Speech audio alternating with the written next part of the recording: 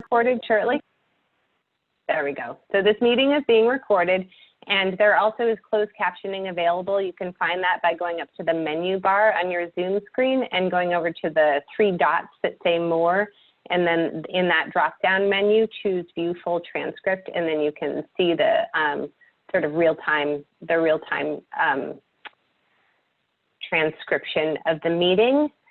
And with that, I think that we will move on to the opening inspiration. And Faith Graham, one of our committee members, has volunteered to offer that up tonight. Faith? Awesome, thank you. Can you hear me? Yep. Awesome. I hope you're all doing well. Thanks for joining. I also hope that you are finding beautiful ways to cope, sometimes even thrive in our groundless, shifting ways of understanding normal these days. Yesterday, I closed my computer after a very long day of meetings, and I felt really worn out. And it seems like I needed a little inspiration to show up as my best self, because I remembered a quote that was shared with me by a friend and colleague in response to how he aspires to show up in the world. And so I wanted to share these words with you all. These are words of Martin Luther King Jr. And many of you will know this because it's quite a popular quote. If a man is called to be a street sweeper, he should sweep streets even as Michelangelo painted, or Beethoven composed music, or Shakespeare wrote poetry. He should sweep streets so well that all the hosts of heaven and earth will pause to say, here lived a great street sweeper who did his job well. We have someone in our midst who heeds this message of excellence. Someone that every day brings compassion and integrity, grace and grit, wisdom and humility. Someone who inspires me towards a better version of myself. And that someone has a birthday today, so I am told. Happy birthday, Sam. And thank you so much for inspiring me and all of us and doing the work that you do with excellence. Thank you, Faith. I appreciate it. I really do. Thank you. I'm going to get someone else for sharing my birthday later. All right. And Sam is 30. No, I'm joking. Okay, so we're going to move on to introductions now, and we'll start with PCEF committee members, and then move on to staff, and then members of the public. So Shanice? Shanice Clark, she, they, committee member. Faith? Faith Graham, she, her, committee member. Happy birthday, Sam. Jeffrey? Jeffrey Moreland, he, him, committee member. Happy birthday, Sam. Maria? Maria Sippin, she, they, committee member. Robin? Robin Wang, committee member, he, him. Rainfeast? Rainfeast, Gino Vittoro, he, him. Happy birthday, Sam. And if I could just add, I don't know about street sweeper for Sam, but I will say when I first met you, Sam, you shared me a spreadsheet, and I was like, this guy is a spreadsheet guru, but it's so passionate about this work. And we met at a coffee shop, and I thought, man, this guy's had a lot of coffee, but you've proven over the years that the work that you put in, you really care and are really passionate with the work that you do. And I'll just say that if I could ever give you a gift, I'll try to impress you with a spreadsheet, a Google spreadsheet sometime in the future. So happy birthday, Sam. Thank you, please. Andrea? Andrea Hamburg, she, her, committee member. Happy birthday, Sam. I'm pretty sure about a year and a half ago, you bought me a beer, and I think I still owe it to you back. So someday I will buy you a beer. I will accept that. Megan? Megan Horst, she, her, committee member. And yeah, like everyone said, happy birthday, Sam. I can tell you're a Leo with all that fire energy. It was just my birthday too, so we share that in common. yeah, keep bringing the fire. Michael? Michael Eden Hill, committee member, he, him. Happy birthday, Sam. All right, we're going to move on to staff, but just as a reminder for members of the public who may have joined late to put your name if you have an organizational affiliation and if you want to share your preferred pronouns into the chat box so that we can introduce you after the staff introductions. So we'll start with Janet. Janet Hammer, PCEF staff, she, her, and yeah, really glad you were born, Sam. If there was anybody who was born to be the right person to be leading us, that was you. And I hope you have a happy birthday and maybe a little well-deserved break. Wendy? Sorry, Wendy Kelfkin, she, her, PCEF staff. And I do happen to know that the only thing Sam really wants for his birthday is to finish this meeting on time tonight so he can go on his vacation. Not just on time, but with a few particular things wrapped up.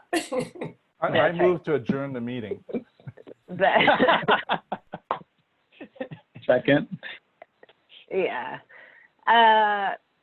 So James is not with us tonight. He's taking a day. And so I'm Katie Lister, PCEF staff, she, her pronouns, and I will turn it over to the birthday guy. Thank you all. I really appreciate this. Sam Brasso, he, him, PCEF staff. As an August birthday, I do not usually care to celebrate my birthday. I like just quietly celebrating. So I appreciate all this, and I will find out who has leaked my birthday. I mean, I am scrubbing everyone from Facebook, and I will find this, but I appreciate this nonetheless. So thank you all. And with that, thank you to everyone who is in the meeting this evening. We've got Deidre Schutz, Nutrition Garden RX, she, her. Jenny Hall, she, her, Energy Trust of Oregon. Mark D'Arienzo, Climate Jobs PDX, he, him. Maggie Johnson, Cascadia Behavioral Healthcare, she, her, Director of Housing Development and Management. Angela Previdelli, she, her, Bureau of Planning and Sustainability. James Donnelly, Elevate Energy. Gail Palmer, East Portland Action Plan and the Centennial Community Association. Scott Sander, he, him, Exceed Enterprises. Catherine Martin, graduate student at University of Oregon.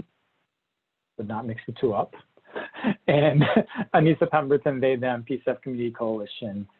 And let's see if I've got anyone else. And Emily Davis, Kelly Nonprofit Consulting, she, her. And is there anyone on the phone line that just called in? I'm going to unmute phone line.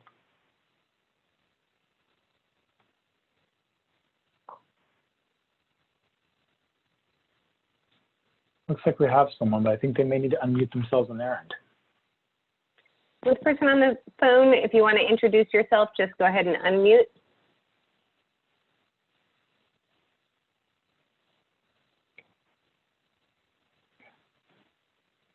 That's okay too. All right. It doesn't look like anybody signed up for public comment that in the chat box, and so we are not going to, so we can get moving then with the agenda. Before I forget, I wanted to ask if anybody had any edits or comments or revisions to the August 5th minutes.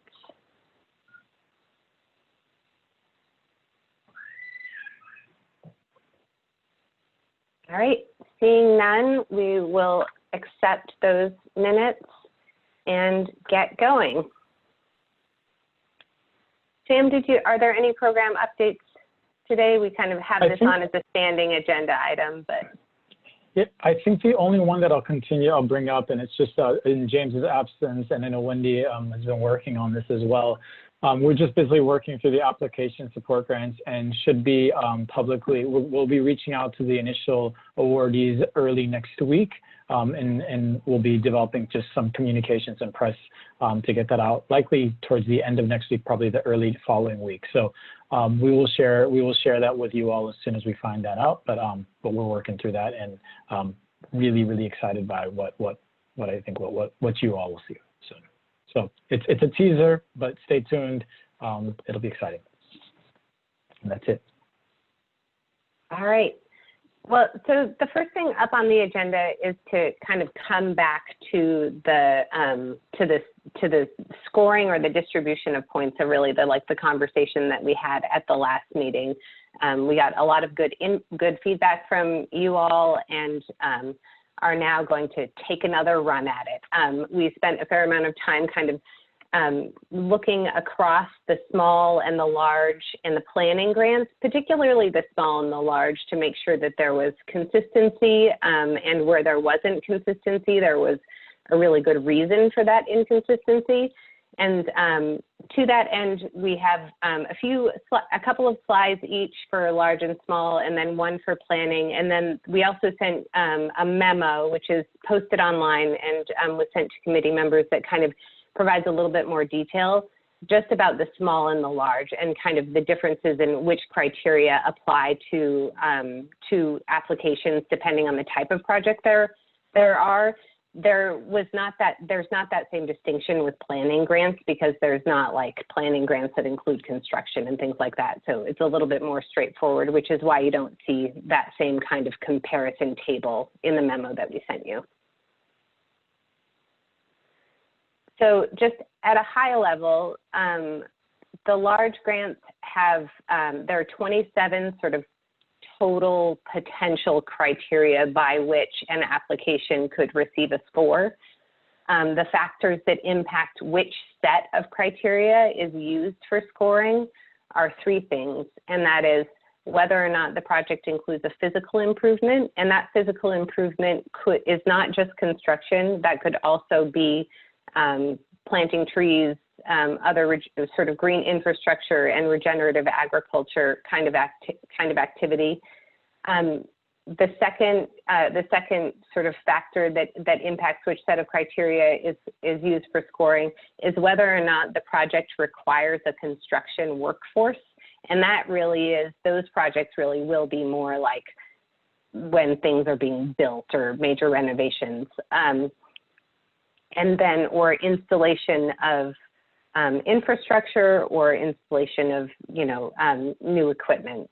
And then the third one is the size of the single site construction budget. And I know that we've gone over this a number of times, and just maybe for the sake of members of the public, just to sort of explain that a little bit. But so if you have a grant that includes construction, if any single site in that project has a construction budget which is $500,000 or greater, then that triggers kind of another set of questions on the application and then scoring criteria. If you have a project that has multiple sites and when you add them all together, they are more than 500,000, it does not trigger those additional questions. It's just when it's a single site that is has a construction budget of 500,000 or greater. So what that ends up, the outcome is that you end up essentially with 4 different project types for large grants. And each of those project types will be scored on between 13 and 27 of the criterion, depending on which of those types they are, with the smallest number of criterion applying to projects that have no physical improvements and no construction workforce, and then obviously no single site that is greater than 500,000.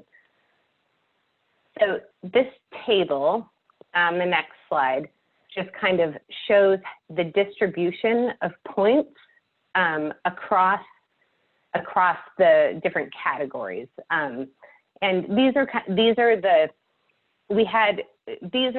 the kind of reconvened, or like these are a different categorization than we were using for a while, which included like social benefits, workforce and contractor benefits, environmental benefits, and based on sort of the committee's desire to really like pull out and see how we were providing points that gave benefit to organizations that had staff and board that reflected the community they intended to serve, and also were really focusing on serving PCEF priority populations. We pulled them out. All of those are now, all of those are now worth 50%. So those two criteria together, that preference for reflecting the community served and serving PCEF priority populations across all of the project types, are worth 50% of the total score. For the projects that have physical improvements and a construction budget in a single site of over $500,000, 10% of the score goes to criteria that give a preference for reflecting the community served, and 40% for serving priority population, which is different than the other ones. So just wanted to point that out, and because the other ones are all 15%, 35% respectively.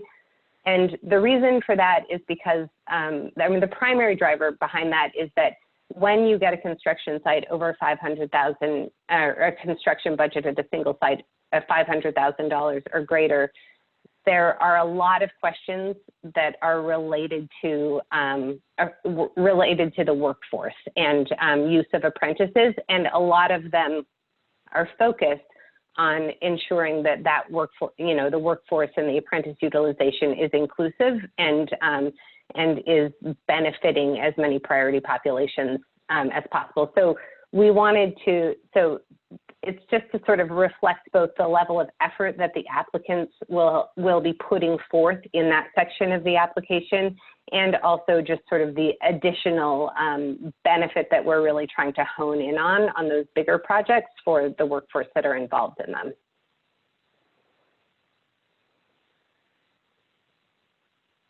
So then you can see also in the lines below, project description and scope, environmental benefits, budget, and then other. Things are relatively consistent, with the exception of environmental benefit being worth only 7% for projects that have no physical improvement and no construction workforce. And most of kind of the balance of what it is not there ends up in the project description and scope. And that is just really to reflect the reality that it's much harder, it will be much harder for projects that don't build something to achieve the greenhouse gas reduction and sequestration measures that we're looking at in the environment section that make up most of the points in that section.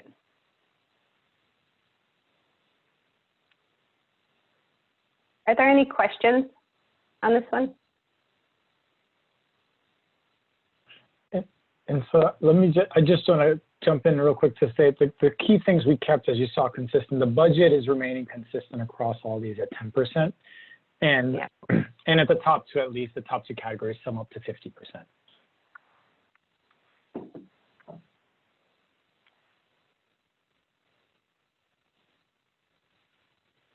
Okay, so then for small grants, there's a total of 20 potential criteria that are used for scoring, and there are just two factors that kind of drive which set of those criteria are applied to which type of project, and that is whether or not there's physical improvement, and then whether or not there's a construction workforce that's needed. Because small grants are capped at 200,000, there's not going to be a project where where $500,000 or more is used at a single site of PCEF funds. So that one doesn't apply to these. We end up with 3 different types of projects, or kind of 3 that have different scoring criteria applied to them, and they are scored on 13 to 20 of the criteria depending on the type. So, and you'll see in the next slide, similar, I mean, it sort of follows a similar path and a similar logic to the large grants. So for these ones, because there's not that single site, all of the 50% total score up at the top that is for preference for reflecting the community served and serving PCEF priority populations, those are all the same, with 15% going to the top criteria and 35% going to the latter. And then again, you'll see that the environmental benefits is a smaller percentage of total score for projects with no physical improvement, and that budget is consistent across the board.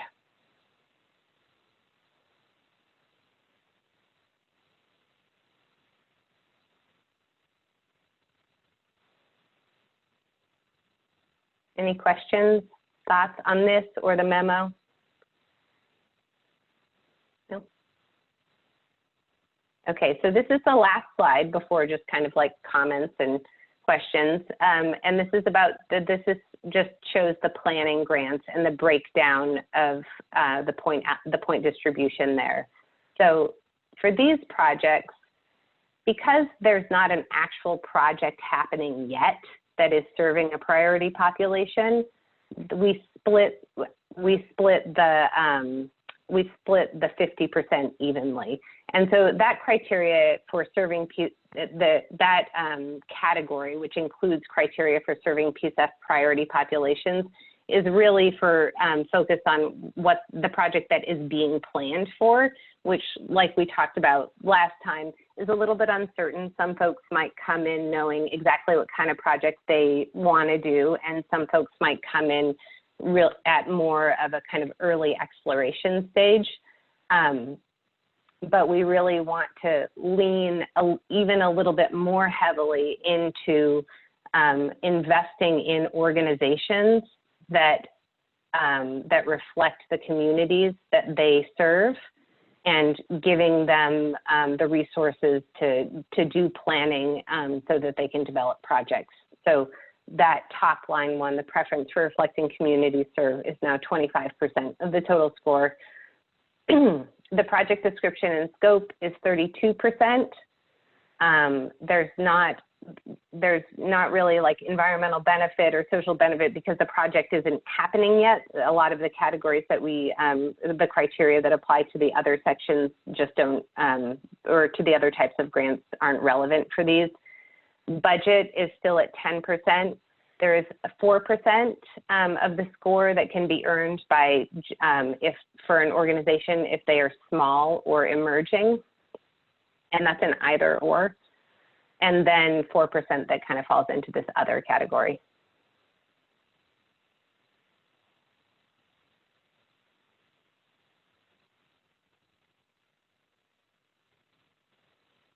All right. So that was it, guys. And this is where we kind of just wanted to get your questions, your comments, your feedback, and then as a birthday present to Sam, a proposal to advance, no, not really, but that's our end game here, is a proposal to advance the small and planning grant application content so that we can move it forward with getting finalized. And then also a proposal to accept the small, large, and planning grant scoring distribution.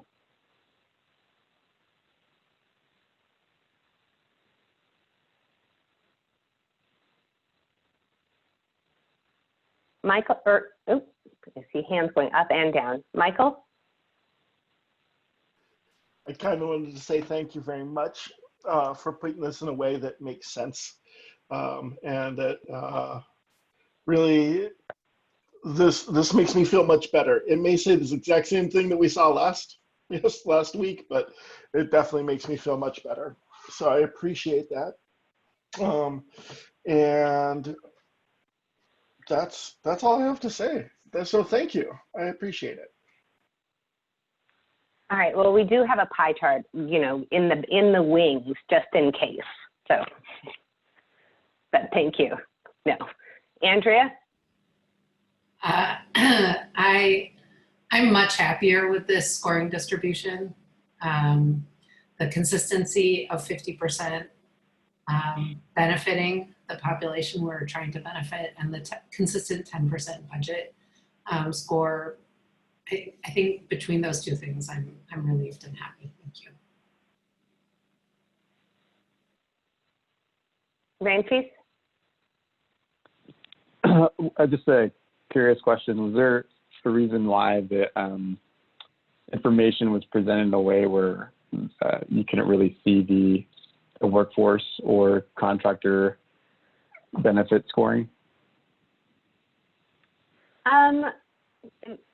No, I mean, the main reason that we kind of rolled up, the main reason that we started presenting the information based on kind of to show the points that were really focused on serving the PCEF priority population and reflecting, and reflecting the community that is being served, is to kind of be more focused on that lens. And in part because that was feedback that we got from you. And it just so happens that a lot of the workforce falls into that. Like a lot of the workforce criteria feeds into the total for serving the PCEF priority populations.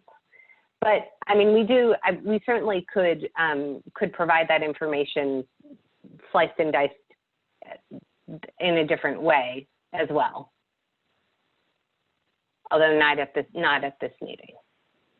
Not at this meeting, yeah. I think it's. I think it is true to say that certain items in the criteria within workforce and contracting do answer the priority populations. Other scoring and criteria items within workforce and contracting don't. Mm-hmm. So I don't know if that was separated and that's on the other marker. Mm-hmm. Okay. Yeah, that's correct. That provides things better. Oh, go ahead, Sam. Yeah. Just for instance, on the large grants, with single sites over 500,000, the other the criteria, for instance, for either apprenticeship utilization and/or paying prevailing wage was required at that size actually. So it was below, for instance, when you had below 500,000, the criteria for paying prevailing wage and utilizing apprentices, not the actual diverse apprentice utilization, but utilizing apprentices, those fell into the other category.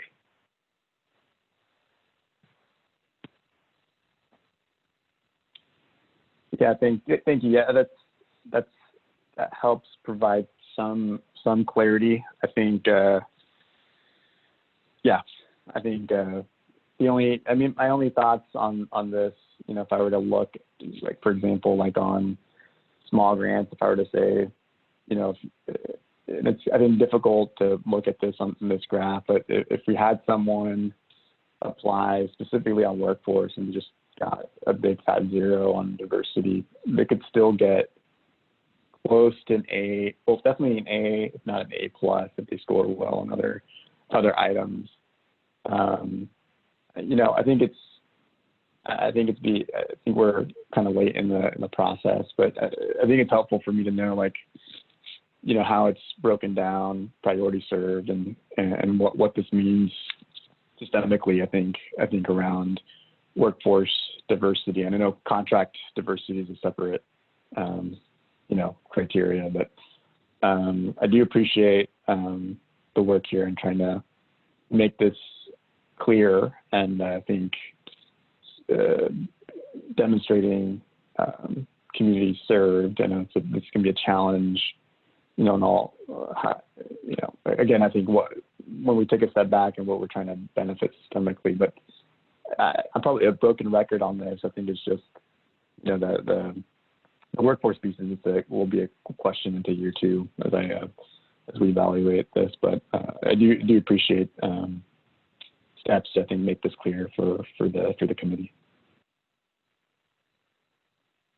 Okay, thanks, Francis. Faith? A couple of things. One, I really do appreciate this presentation and the memo that was sent. It's really super clear. And I think that this has changed a bit from last week, given the allocation. And so one overarching question, which I'm really pleased about, and the allocations, but I'm really curious if anything came up for staff that was an aha or something that feels still yet left undone that you want to share with us. If just what came out of the process of having to go back again and again, and to also to reorganize, if any lesson came out of that. And I also I raised my hand because Rampisa, I wanted know or point you to that memo and see whether or not that was provided any clarity to the question you were asking, because in the memo you can see where workforce shows up in each of the categories. It doesn't give the points, so you have to go back to an old memo to look at the points for each specific criteria. But I do think it's kind of helpful to see, oh, where is workforce showing up in each of these? Because each of those questions are there. Yeah. So I don't know if that helped or not. Yeah. That does help, Faith, and I did take a look at that memo. But I think as we've done here from the beginning, as we clump workforce and contractor, they're two categories under one.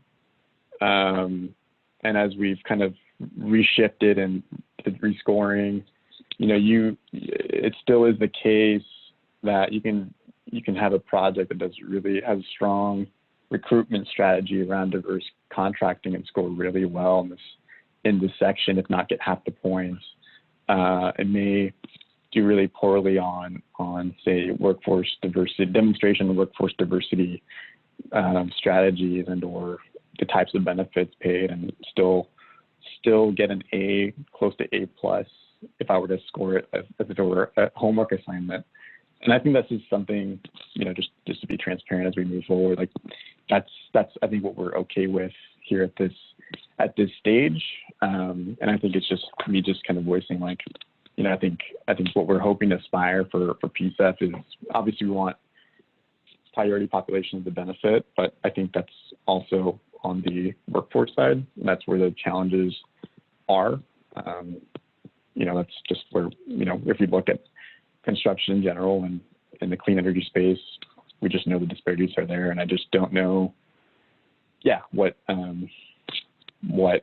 our application is really pushing our applicants to do, or pushing the industry for that matter to do. But I think it is the memo does provide clarity. It's just I think I'm just pointing out a specific sliver within the contractor and workforce, both the contract and workforce scoring criteria. That's really helpful for me. Thank you, Rampees. Now I understand where it comes from. Shanice?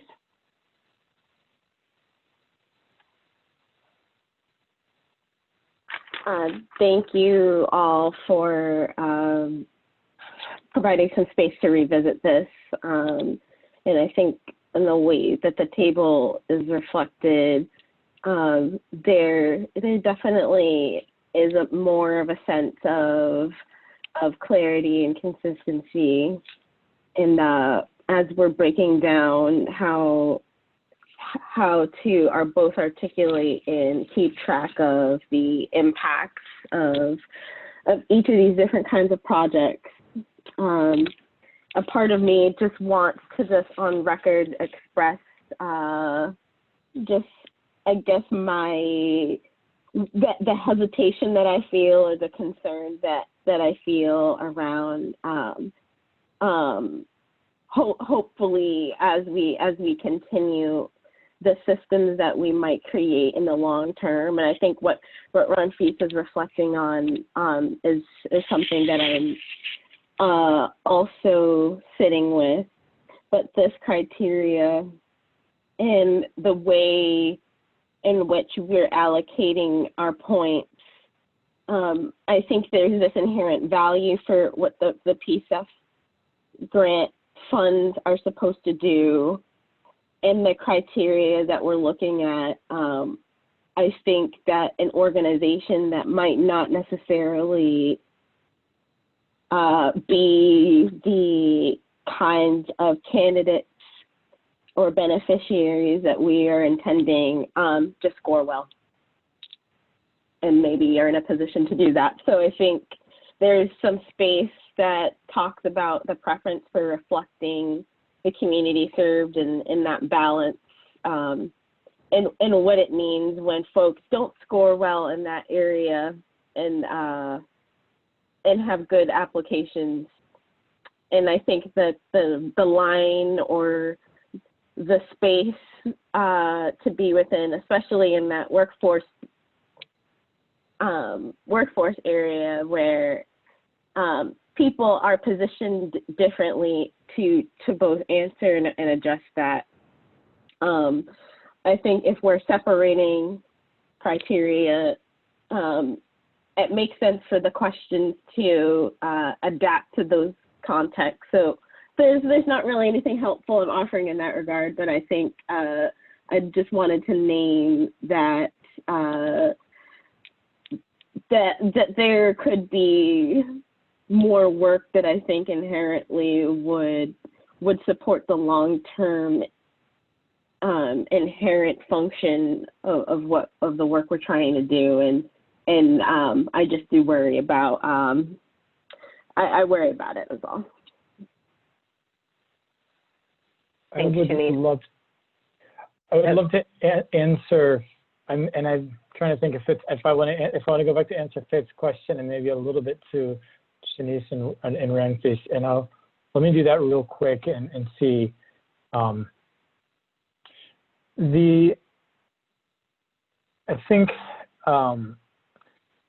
there were changes, Faith, that, I mean, I think that the consistency was one that as we went through, you know, I think we've taken, as you know, we've taken different approaches as we've gone back and forth, and as we went through and took this lens, I mean, it was making sure that we were, I mean, I think just understanding that we're holding budget and the other categories consistent did force us to adjust the other categories. Generally speaking, we were all still in alignment, but that it forced us to see, okay, where, I mean, it's that relative value. So it didn't, but it brought that consistency and say, okay, would we in a small grant or in a grant where you have no physical improvements and no construction workforce, does it make sense that one of these criteria are worth this much more? So it's just that consistency, that exercise and making sure there's consistency helped, and I think it was a good exercise in terms of making sure that everything aligned ultimately. So I think that was really valuable to see. And at the same, and I think the reality is, I mean, Ramses, to your point, you're right in that the only place where we're explicitly asking about workforce in an explicit way for an applicant is really the large grants where you have investments over 500,000. And so below that, we are working on our grant criteria itself. And that's something that is going to be an iteration where we're working with our grantees, where they're expected to sit with us. And as part of our grant agreement, they're expected to sit with us and work through with us what their workforce and contractor equity strategy is. And that's a place where we're going to learn. So I just want to know that it's that teasing out where is the best place. And I don't think we'll know fully what we can do there until we do it. But that'll certainly be a big learning area for us. And then, I mean, maybe lastly, Shanice, to your point, I'll just share if our application support grants are any indication, you know, and you'll see this shortly with our ability to fund 40 organizations, we'll have a pretty solid list of organizations that are Black and Indigenous led getting funded out of that. And yet there will still be lessons learned there where we created a process that was accessible and yet folks will still slip through. And when I say slip through, what I mean is did they learn how to answer the question right? And so I think that's always going to be a tension of what is the application we set forth? Who does it? You know, did we balance it in the right way where we got everyone that we wanted to get in, but it means sometimes some others may get in as well. And so that's just a tension that we're always going to wrestle with as we set something up in terms of what is, I don't know, it's what's that acceptable level of having folks that come in that you might not want to, because otherwise the balance to it has been, and I think we will certainly go back as we set up the mini grants, take these lessons learned in terms of tweaking that process. And it's also just, it means something different when you're putting out 200,000, when you're putting out 8 million versus when you're putting out 40. So all of these will be incremental. We'll be taking lessons learned, and as soon as we wrap up the application support grants, we will be coming back. We will be coming back to you all just to share what were the results, what we learned from that, and how we will tweak the mini grants in response to what we saw here. Michael? And I'd just like to respond to Shanice's, to what Shanice was saying. And I may be wrong, but I think that as a committee member and a staff, we have to look at, part of our job is to look at these, not just as, did you fulfill the score, but to look at applications with a critical eye. And it's our job to kind of read in between the lines, to know a little bit about our community organizations. We've all been involved in some organizations within the community, not necessarily all of them clearly. But you know, we know our communities, we know some of the organizations in our communities. Yeah, I think that it's up to us to make sure that we look at all the applications with, or all the grant applications with a very critical eye towards what the organizations really look like and what they're really trying to achieve and who they're really serving.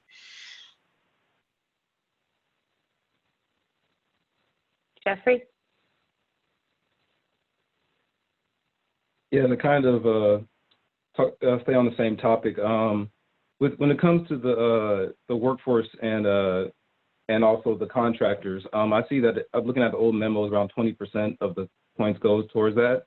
And I think the biggest, I'm okay with that, especially considering most of this really does apply to the 500K and more large grant category. And the way I look at it is that we've put so much effort into making sure that the actual organizations that are going to get these grants are going to reflect the community.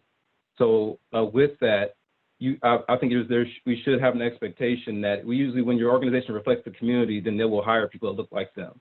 Is something that I look into, and usually what you have is organizations that don't reflect the community, and then say, yeah, by the way, we're going to hit this diversity goal when it's not reflected in their own backyard, for lack of a better word.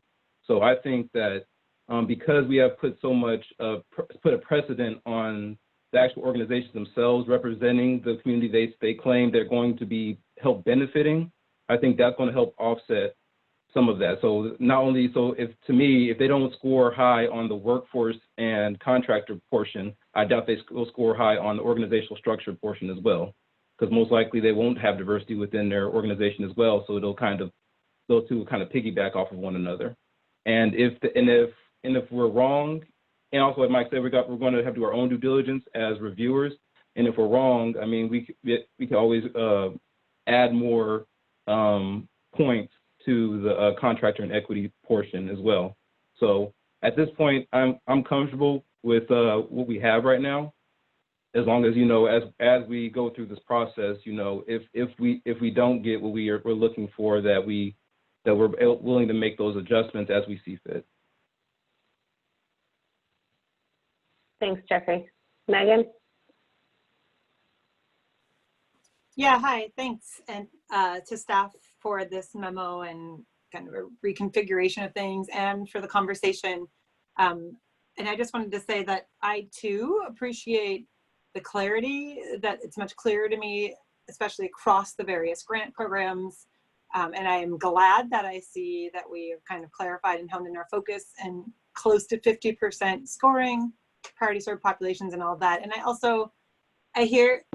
I think that maybe I don't fully understand Shanice's concern. So if there's a chance, I maybe want it to be restated. But is the concern that an organization that doesn't serve priority populations could still do well in the scoring? Is that the basic concern that you're raising, Shanice?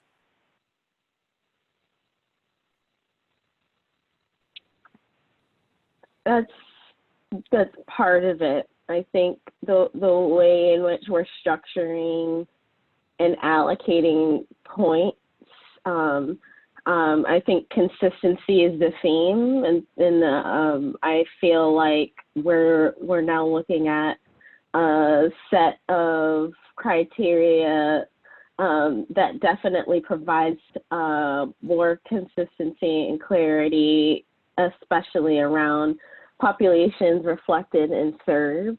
And at the same time, we are definitely just wanting to name the reality of that there is a lot of interest and folks are waiting to participate in this program, and folks will do well with those criteria that I'm looking at that might not be the folks who we're thinking about and talking about. And so whether or not that shows up and how much it shows up is definitely a conversation. But I'm hearing about it in spaces. I'm hearing people are have plans for these funds. And so just wanted us to be cautious. Yeah, I appreciate that. And I remember Commissioner Hardesty came and like said the same thing pretty much a few weeks ago. So it's just a good thing to keep at the forefront. And yeah, and especially if certain organizations have good grant writers, you know, they may succeed in convincing reviewers of things too. And anyway, but it does remind me that the process isn't only that we score and like there's just an average score applied among the 3 reviewers and that's who gets the highest score. We also have these like panel conversations where we'll talk through things, and that's where we'll hopefully bring in what Michael was talking about, is some sort of, you know, discussion of those things, I hope. But overall, I feel good about where we are. If people had thoughts on really specific changes to make that might address that concern, I'm open, but I also feel good about the overall weighting, and I appreciate staff's coming back to us. And yeah, thanks Shanice for helping me understand the concern more, and I appreciate you keeping that at the forefront. Ramsey? I will likely vote for this, but I think I just feel like systemically early, we've always tried to make the small grant, quote unquote, much easier for smaller and emerging groups. And so I think as we've tried to make things consistent, I feel like that's kind of shifted things. Part of me still feels like, I think it's a false dynamic, but the dynamic I've seen sort of play out is workforce equity and the balance for, new or small emerging organizations we'd love to see be competitive in this.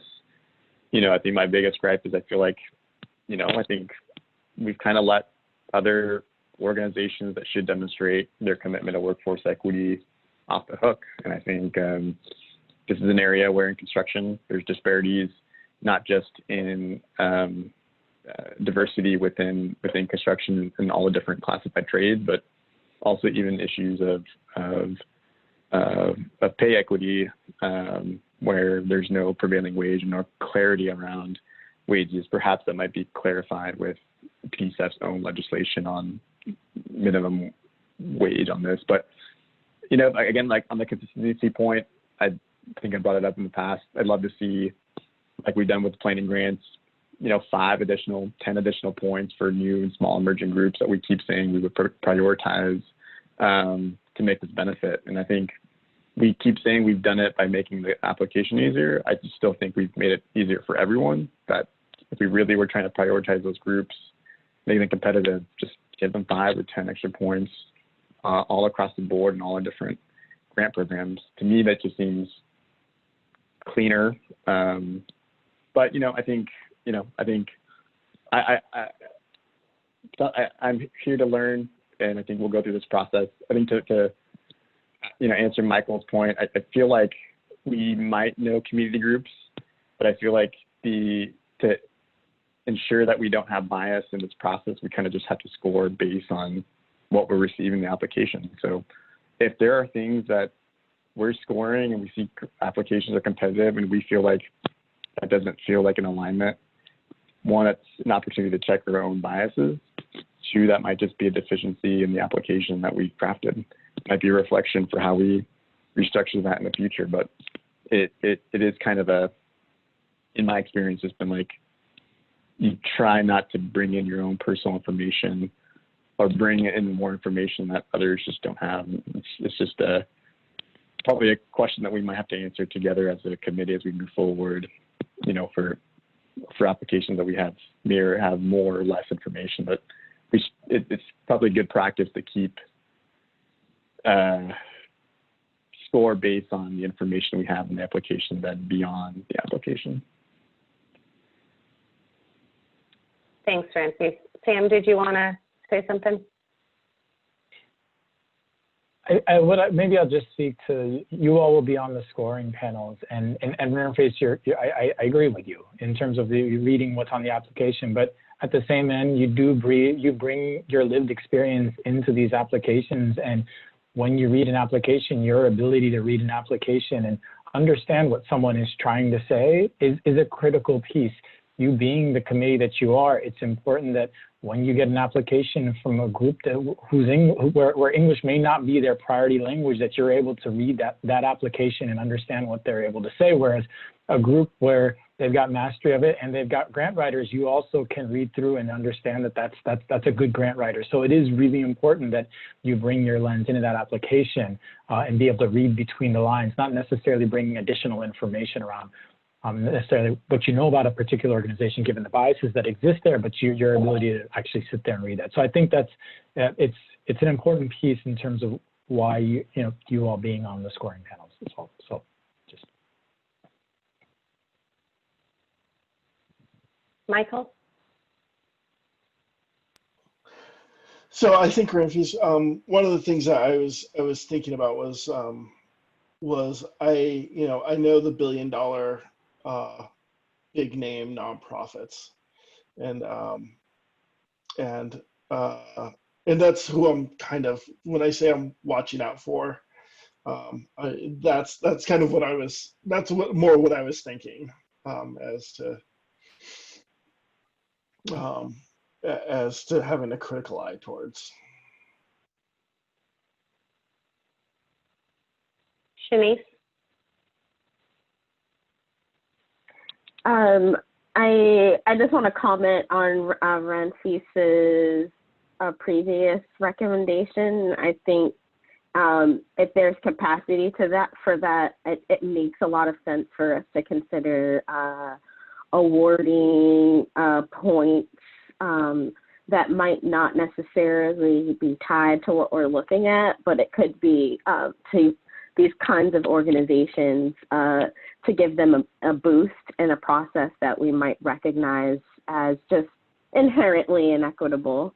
And I think to Megan's point around a specific recommendation, I think there's been a bunch of previous things from folks that have been shared. Something I'm grappling with is the scope in particular. I guess the kinds of organizations or the folks that we've been hearing from who may be considering a physical improvement in their project or may not, but have a very powerful purpose and mission and connection to this overall goal of preparing resiliency in our communities in different ways through education or through different kinds of partnerships. So I think the scope inevitably, there's just a different way it shows up with the scoring criteria, but now there's more consistency with the other pieces there. So I would concur with Ranfis's recommendation, and that would be great for us to consider. I did, so if I could maybe just to speak for a minute to the kind of points for small and emerging, I want to make sure that the committee, I guess, remembers that we heard from a lot of folks in the community that there was a strong desire to reward people who have been doing this work. So, so in the large grants, for example, under one of the criteria under organizational capacity that is fairly heavily weighted, you can't get all of the points unless you have been doing this work with a primary purpose, serving the beneficiary population for 3 years or more. And so there are a couple of things happening. I think one, we've coupled small and emerging, and they're not that might be appropriate or not. So we've defined small as 6 FTE, so 6 full-time equivalent staff, and emerging as just having existed for fewer than 3 years. And certainly there are very small nonprofits that may have existed for 20 years and might be able to get all of those points for having been doing the work. So I guess there's that issue of whether or not those two things really belong together. I think that we felt it made sense to sort of prioritize both small and or emerging for planning, recognizing that smaller organizations tend to have like less back of office capacity and kind of less time within their organization, generally less kind of general funds to do that kind of to resource planning projects. And that emerging organizations would really benefit from being resourced to do planning because they just may not have been around for long enough to do that. So there isn't kind of a dissonance in having them together in the planning grants, but there may be if we move that same criteria into small or large.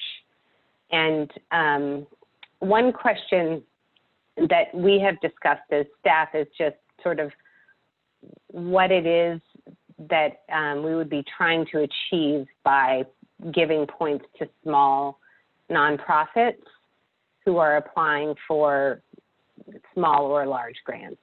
So what are our assumptions about what a small nonprofit sort of is or does, and is that true? So I guess I would ask the committee, I guess maybe if you are thinking about wanting to integrate some priority for small and emerging, to think about those two things, both do small and emerging belong together, and for small and large grants, and then also if we are trying to if we are prioritizing small grants, why? And maybe I would add, I mean, there are large groups that have historically not done climate planning work that are certainly larger than our application support grants would allow, and yet these will be groups. I mean, it's something to also consider. There are groups that are not necessarily small, but have historically not had resources to work in this space. So it's just another facet to what do we mean by small? And that's something that's coming up as folks have reached out about the application support grants, and as we had a filter there, which was no more than 20 FTE, and we'll certainly substantially be funding groups that are substantially smaller than that. Renfis? Oh, you're muted. Sorry, since I highlighted it, I mean, it's kind of late in the game. I don't want us to throw a wrench in the process since we've got to really start finalizing the application. I recall that we've had this conversation around what is the definition of small, what's the definition of emerging.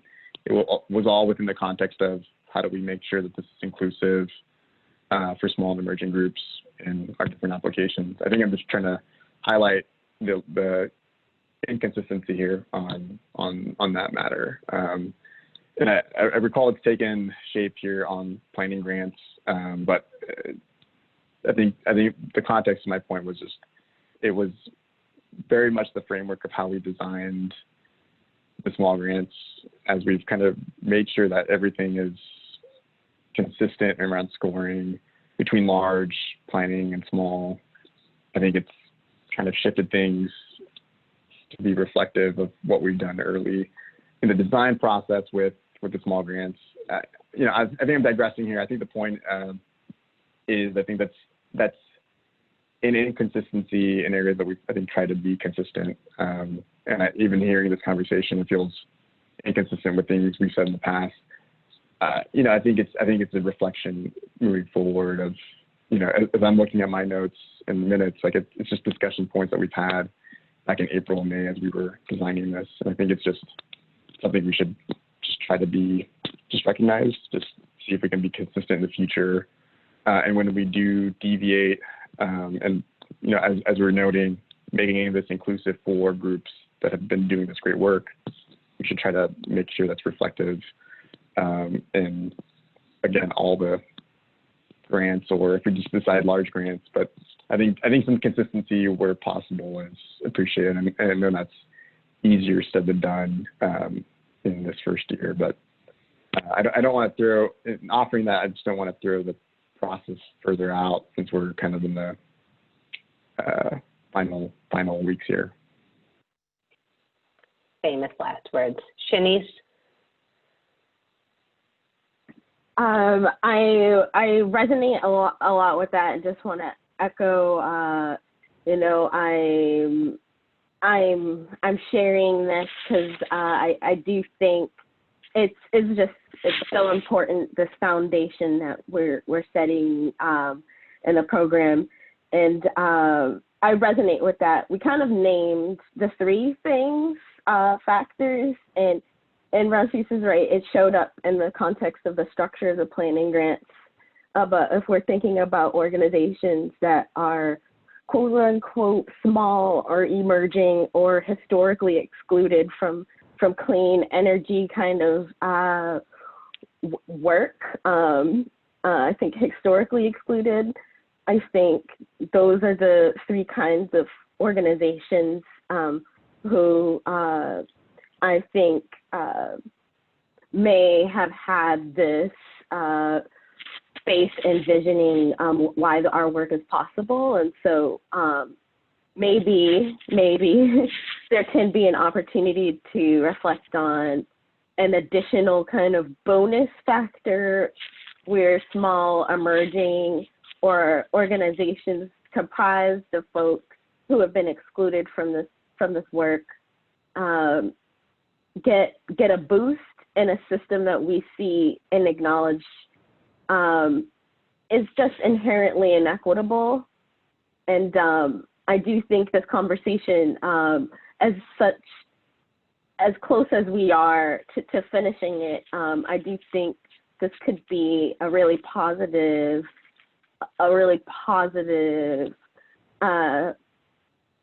space of resistance in the context of how folks will experience this process, recognizing we do have a space and a panel to make judgment, but I'm not looking at it. I think bias is important to name. I'm not looking at this committee as me, the person who you know, ultimately is PCEF. I think PCEF is a public body that is accountable to everyone, and there will be a day that we're not here. And what do we leave those folks with is a long-term conversation. But yes, I think all of that. Are we setting this up where any old person can walk in here and say, I understand what these funds are supposed to do? So I think the boost would be great. Mm-hmm.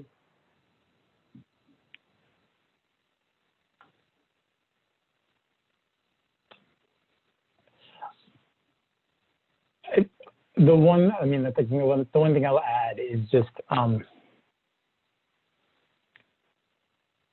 we're not done here. I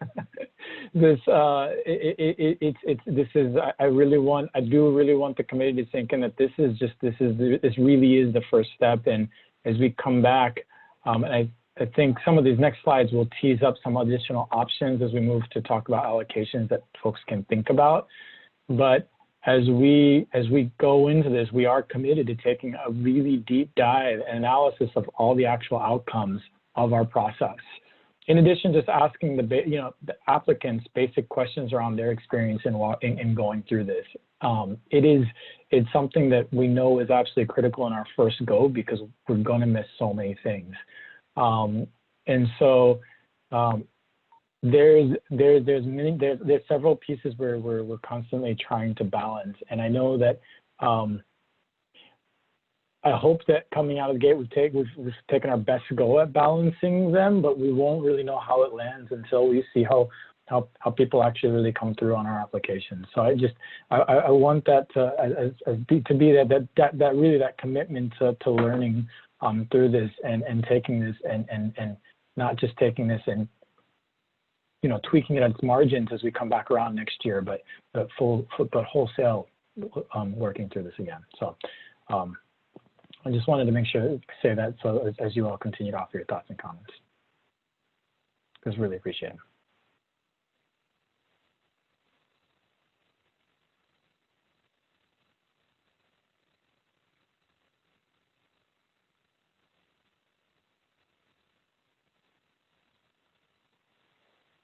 Do other committee members have thoughts about this sort of the idea of that Shanice has put forth about small and emerging, or small and or emerging points?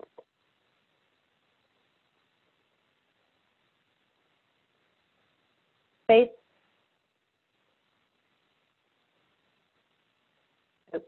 No, I do. I would so love it if other committee members who haven't had a chance to speak yet would like to offer something first, but I didn't want to move on. So I don't know if anybody just wants to start talking. Just give you a couple seconds.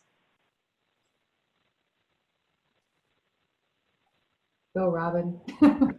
Sorry, I didn't put my hands up. I got lost in the buttons. I think, for me is, I love to be able to support smaller organizations, emerging organizations. But at this point, with us being the first year, we really don't know kind of how things are set up. And I think we've given these topics, both sides, all sides, ample conversations and ample consideration. But at the end of the day, we have no data to work with. And for me, just speaking for me, it's kind of very difficult for me. I all these ideas are great. I don't have really a strong opinion because this is year one or year zero. I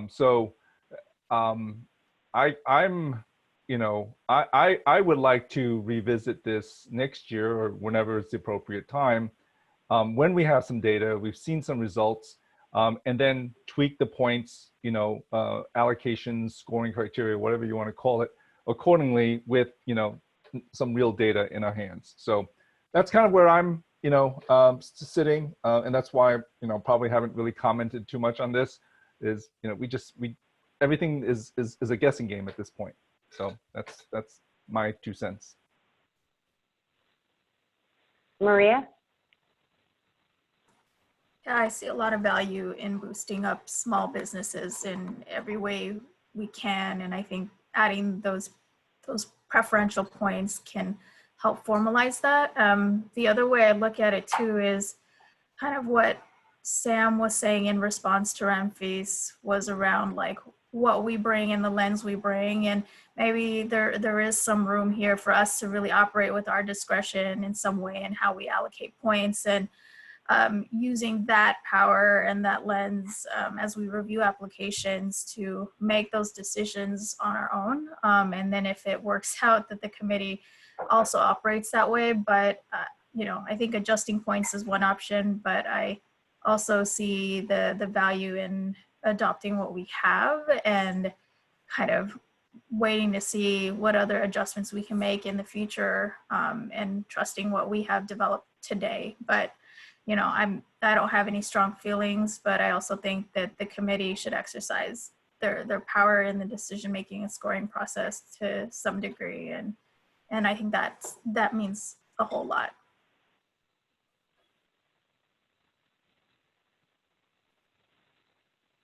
Faith? I just wanted to thank Ramfis and Shanice for the courage of saying we have time to do it right.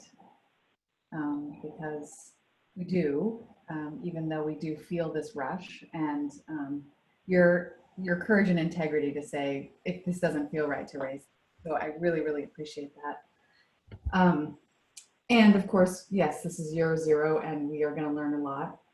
I'm most concerned about, I think that when we started, and maybe this is revisionist, and Ramfis, I welcome you telling me this is revisionist history here, but I think what we said when we were talking about small and emerging back in January, February, March, and April was, how do we make sure that there is not a barrier for small and emerging to compete with existing nonprofits, right? With larger nonprofits? How are we being sure that we're not creating a system that someone cannot participate in. And so for me, it's really appropriate that the planning grant, for example, has points for that, because that's where I want planning money to go, right? It's also why, I think that's why we created these mini grants. And now I'm confusing the 2 grants that are out there already, right? But the ability for people to get support so that they can put in an application that is really relevant and is really specific and scores really high. One thing I wanted to point out was something that Shanice and Sam touched on as well. Like, if we were talking about small, emerging, and those that are traditionally left out of the climate space, and all of those were in the same bucket, I would say we've got to tear this apart and, you know, start over again. But I don't think that small and emerging points are going against, right? If we don't include small and emerging points, I don't think that is detracting from us giving points that are already exist in the scoring criteria to those that have been traditionally left out of this space. So I think we are boosting those priority populations and priority groups that are already working in this space. What I'm concerned about is adding, like Katie was saying, is that we might have competing priorities in the 2 scoring criteria. And I think that mixed message is not helpful for us. So I'm concerned about actually adding any additional points, given that potential conflict in the small grants and the large grants. And I would say I would be most comfortable moving ahead with what we've got now, knowing that if we learn a lot, which we will, we'll come back and revisit it if it's not the right outcome. If I can respond to that, Faith, I do recall that conversation we had around a few years ago, well, a few months ago. Concept of time, where we had this discussion around making the application by design accessible for small and emerging organizations. And I think part of that was we felt like some large organizations or organizations that have been around who've demonstrated success were going to do pretty well in answering some of these questions. I think it was just the question of for small, for large, especially when we're sort of trying to tackle some of these like workforce and contracting questions that we were like, we don't know how we'll answer these questions. I do recall like offering that 5-point suggestion, like, or offering additional points for groups that we think maybe they'll still be left behind. I think it just got, maybe that's revisionist history on my end, but I do remember offering sort of that point suggestion. I think it just got reflected just on the planning side. You know, I think when I made my comment, I thought just across the board for many applications, it's just in planning. I think it's, you know, I appreciate, I think, what Robin's suggestion, like we're in year 0, we're learning. I just, you know, that's just the timeline that I recall some of this conversation. And, you know, maybe hopefully I didn't capture it wrong, staff, because I think you all were part of this conversation. And we're also, I think, raising up the design concerns for smaller emerging, or smerging, I guess is the new, we've merging together term. But, you know, I think it's, I have to look back on my notes again, like what's been the timeline around just this specific theme. But sorry, yeah, I think we're learning. I think I just wanted to highlight what I thought was the history or the timeline of this conversation on this thing. Megan? Yeah, hi.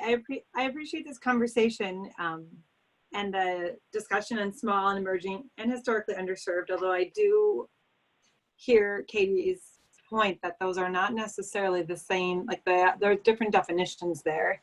And I guess where I'm landing right now is that I have some concerns if we tried to do a boost around small and emerging. I think that would conflict with some of the criteria we have around showing previous ability to thrive, previous like success as an organization in implementing programs. So I don't know if those conflict, and there is some good rationale for wanting organizations that are about to get that are applying for large grants to maybe not be emerging. They may be best suited for planning and small grants in the short term and the mini grants, and like that's who we had in mind when we designed those, I think. So I guess I'm sort of feeling like the small, emerging, and technical assistance or planning application assistance grants, we specifically want to be helping emerging and maybe smaller organizations with those. And I'm a little worried that some of our criteria might, well, and maybe that's okay, they counter each other if it's just a boost point and not an actual point. So I don't know, I guess I'm also starting to like think about the technicalities of it all and wondering what a boost point means exactly. Is it like, are we changing the 100 or is it an add-on? Maybe there's a couple ways to do that, I don't know. And I'm hopeful that all of our work to talk about organizations that have a track record of serving priority populations gets at the organizations that historically have not been funded in this space. I'm hopeful. If it doesn't, then I think we have work to do, but I'm hopeful we have addressed that. Yeah, so those are some thoughts I have. And I'm really glad we have the planning and mini grant and project assistance grants. I think those are going to target some of these emerging groups. So I guess I lean towards being fairly comfortable with what we have now, but being very attentive to that issue among many other ones as we see what comes in and reflect. But I do hear the concerns. So I'm just wrestling with the reality, like with all the things to weigh.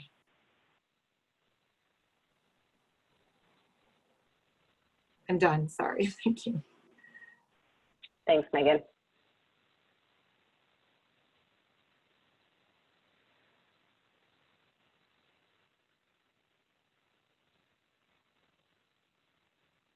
We haven't heard maybe from Jeffrey, Andrea, or Michael on this. Do you have, any of you have thoughts you'd like to share on this subject?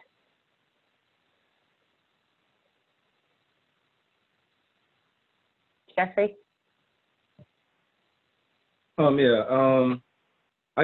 agree. I think at this point, like I said earlier, I think I'm comfortable with what we have right now. And I think we're going to learn a whole lot this first year and revisit a lot of these different things here. So, and I think everybody has the right mindset. So when we'll come and address these head on and ask honest questions and have real reflection and try to make the adjustments necessary to get the results that we're actually looking for. So that's kind of where my perspective is at this point. I think we've done a lot of good work. I think we've been very thorough with our work. And I think at this juncture, it's time to see, where the rubber hits the road and where it ends up. Thanks, Jeffrey.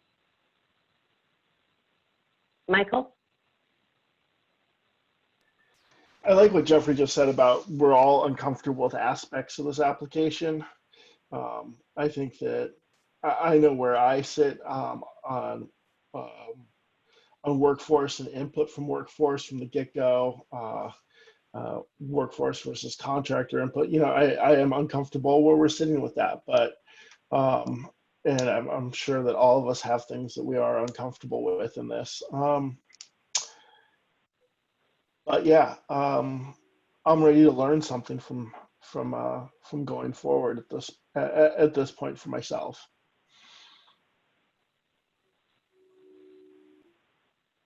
Andrea? No, I think I feel like the additional points in a planning grant process feels right to me. Supporting newer organizations in accessing funds to develop a project that then could more likely successfully compete for funding in the future. And I do want to. I'm moved by a call to recognize the organizations that have been doing this work. So that's where I sit. Thanks, Andrea.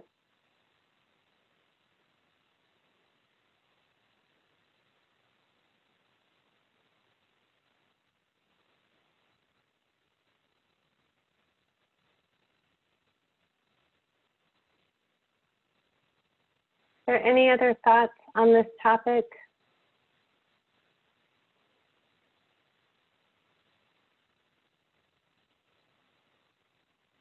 I guess I'm going to ask for a temperature check on a proposal. I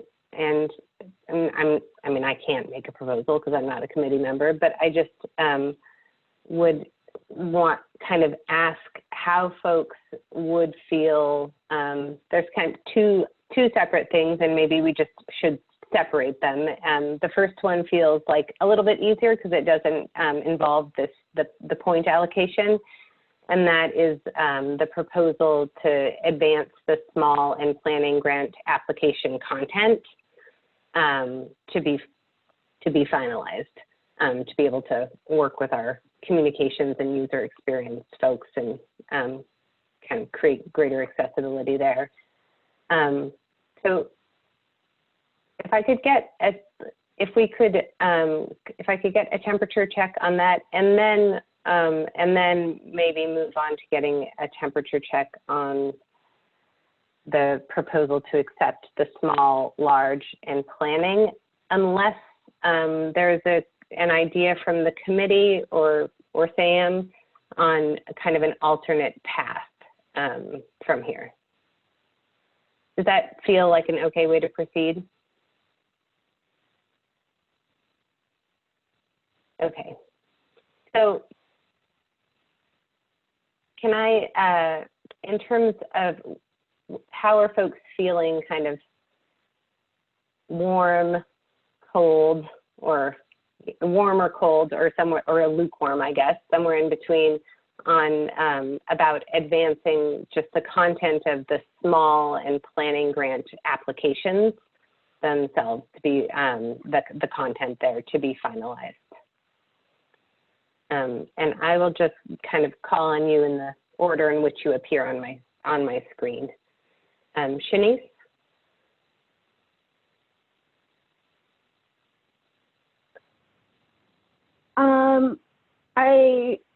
I think that, you know, I'm hearing from other committee members that we're trusting our judgment and we're okay with the first year. Those words just don't feel, it doesn't feel like the best we can do, but I'd be willing to ride with it. And I'd like to consider, I'd just like to consider that other pathway, but I'd vote for it. And here I am just stating my reservations. Appreciate that. Thank you, Shanice. Faith? I am for advancing the small and planning grant application content to be finalized. Jeffrey? I'm warm on advancing the small and planning grant application. I think we're going to learn a lot this first year. I'm looking forward to it. Thanks, Jeffrey. Maria? Same as Jeffrey. Warm. Thanks. Thanks, Maria. Robin? I'm warm. Ditto. Thanks, Robin. Ramses? Warm. Andrea? Also warm. Megan? I think I have to clarify something first. My understanding is that the concern that Shanice has raised is more about the point distribution, not what we're saying warm and cold on right now, right? We're saying warm and cold simply on the language and the application. That has nothing to do with the point distribution. Am I correct in that? That's correct. Okay, I am warm on advancing the small planning grant content. Michael? I am warm. Is anybody warm enough to offer up a proposal on this so that we can check that one off the list and then then maybe figure out a path that feels good for the scoring distribution? Sure. I propose that we advance the small and planning grant application content to be finalized. Second. Thanks for putting that on the screen for me. Thanks, Andrea. And Robin seconded. Okay, so now we'll just go through real quick and I'll ask you to, if you agree or disagree. Shanice? Agree. Thanks. Faith? Oh, I agree. Jeffrey? I agree. Maria? Agree. Agree. Rainface? Aye. Megan? Agree. And Michael? I agree. All right. Thank you all very much for that. It is 7:30 right now, which is when so we're running a little bit behind, which is totally fine, but 7:30 is when we're supposed to take our break. So I'm gonna suggest that we do take the break now, and everybody kind of get some water and stretch, and then we can come back to this conversation around the scoring distribution and how to move forward there. So it's 7:31 now, so let's come back at 7:41.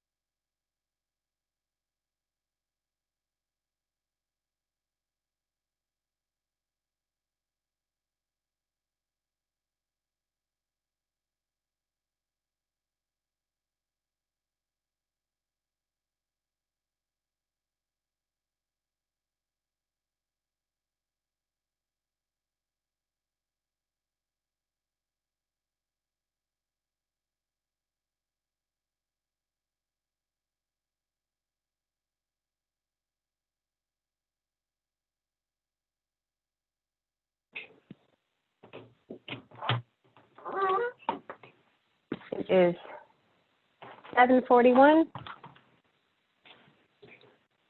Let's give everyone a minute to at least come back. Yeah, looks like Jeffrey is connecting to audio.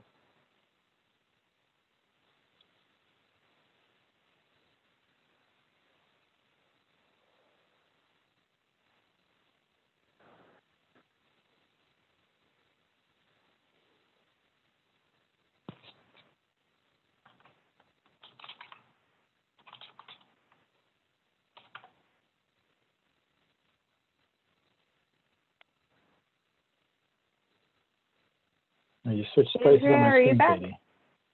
Oh. Okay.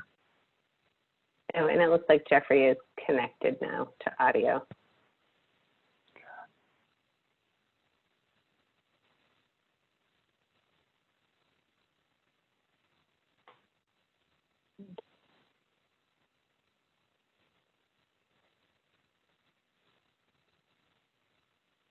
Andrea, are you with us?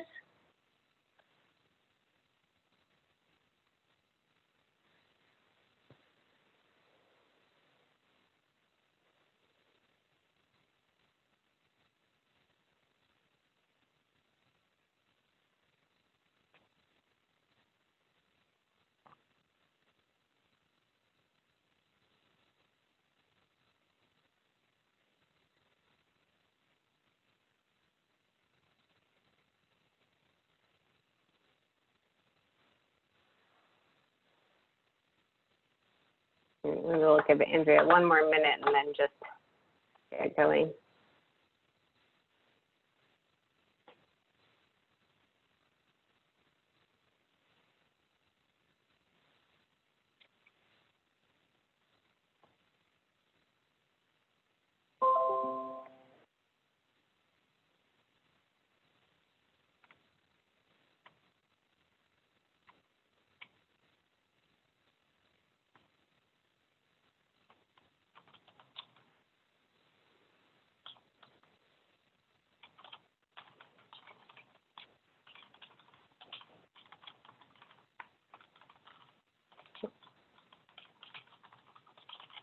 Sam, maybe in the interest of time, we should get going and Andrea will join us when she's back.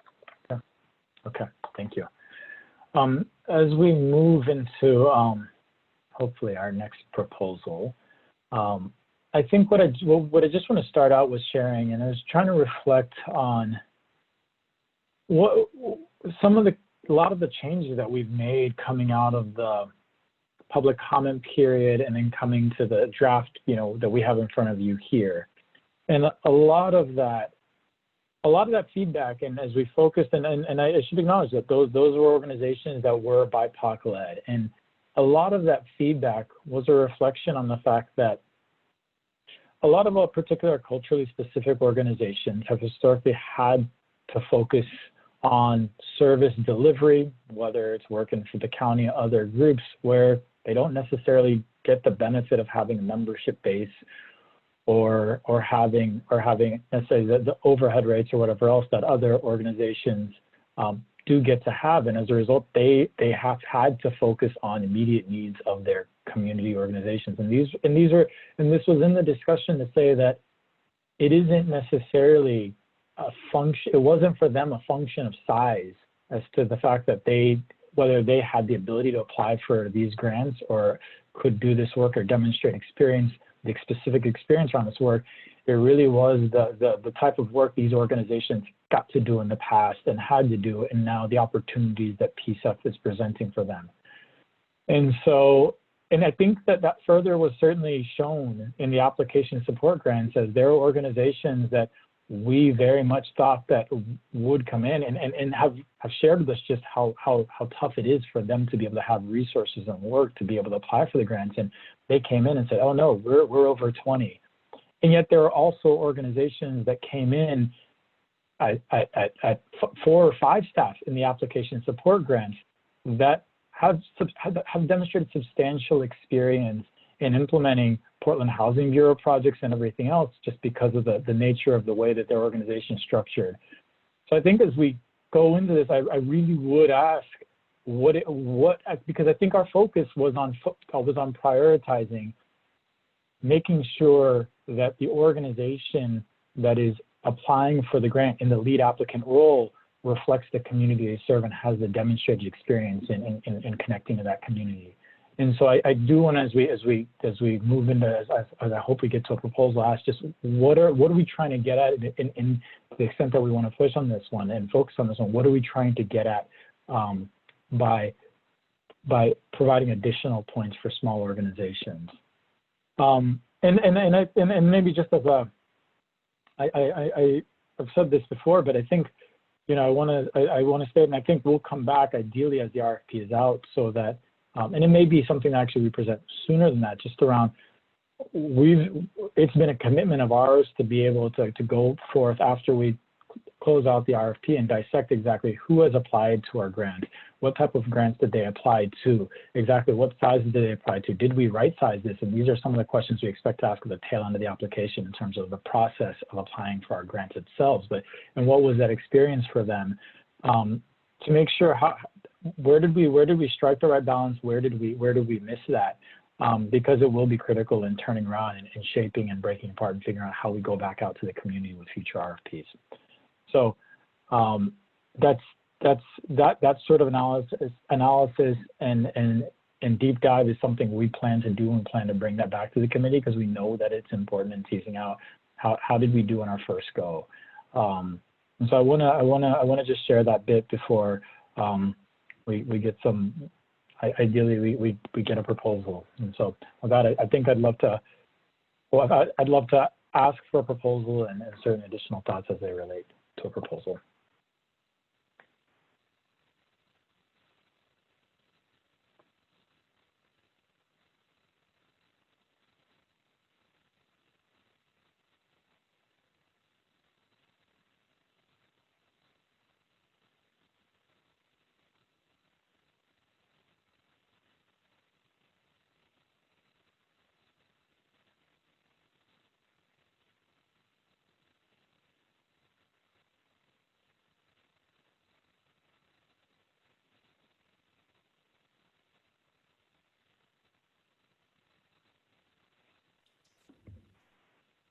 I'm willing to make the proposal, and then we'll see if additional comments come up.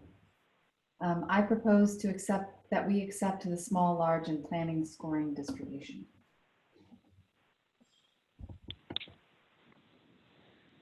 Second. Thanks, Faith and Ranke.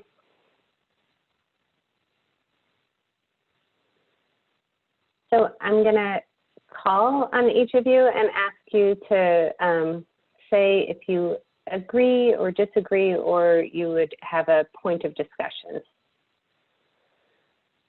Shanice?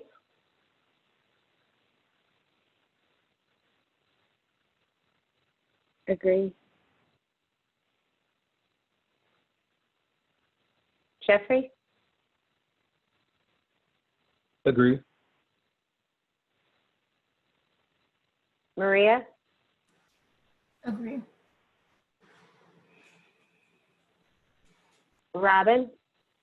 Agree. Andrea? Agree. Megan? Agree. And Michael? I agree.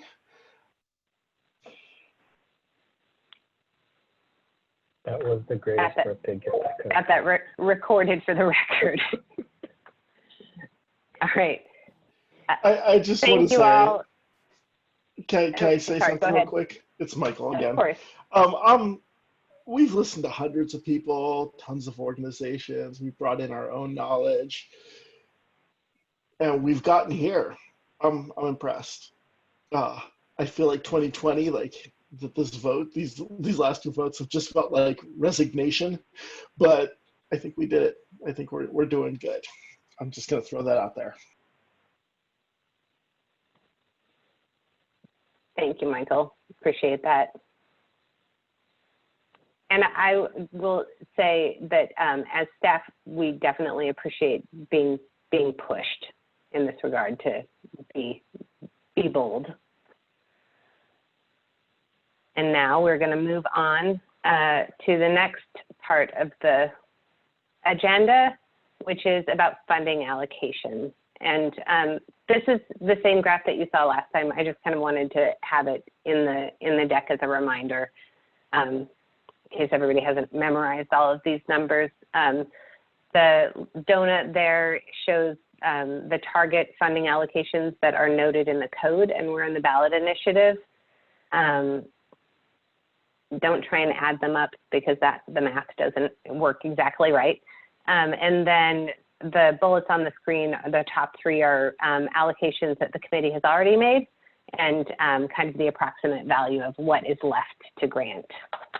And so we had some dialogue about this at the last meeting, and you provided us some input in kind of listening back to that recording and reviewing the notes. The main points that the committee brought forth were that you kind of, in different words from different people, but were that there seemed to be a desire to maximize flexibility in this funding in this round, and also to create a signal and to also be able to provide some sort of a signal or assurance to applicants. So wanting to balance both of those things. And just as a reminder, so that for you all and for the public, just being able to provide assurance to people in different funding categories that we intend to fund projects in all of those categories. So the recommendations that staff are bringing back to the committee for your kind of consideration and discussion are to publish in the RFP and kind of in our other communications an expectation that we will meet the target ranges that are defined in the code, but with with explicit flexibility depending on the number and the quality of the applications. So to Michael's point last time, if we don't have enough kind of high quality applicants to, hit the mark in one funding category, but we have a bunch in another one that we won't have to leave money on the table. And then the second bullet is sort of speaks to that, to allow unused funds from one funding area to be spent in other funding areas. We are recommending that we do not set minimum thresholds for scoring.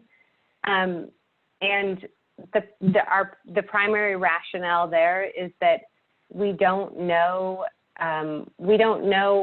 what the applications that we are going to receive really look like and what kinds of scores will come out of the tool that we have just developed. And so once we're on the other side of that, I think we'll have a good idea of okay, so we know a project that we feel is really solid and kind of a good PCEF project should have at least, 30% of total points or something like that. And we might be in a better position then to be able to set some thresholds.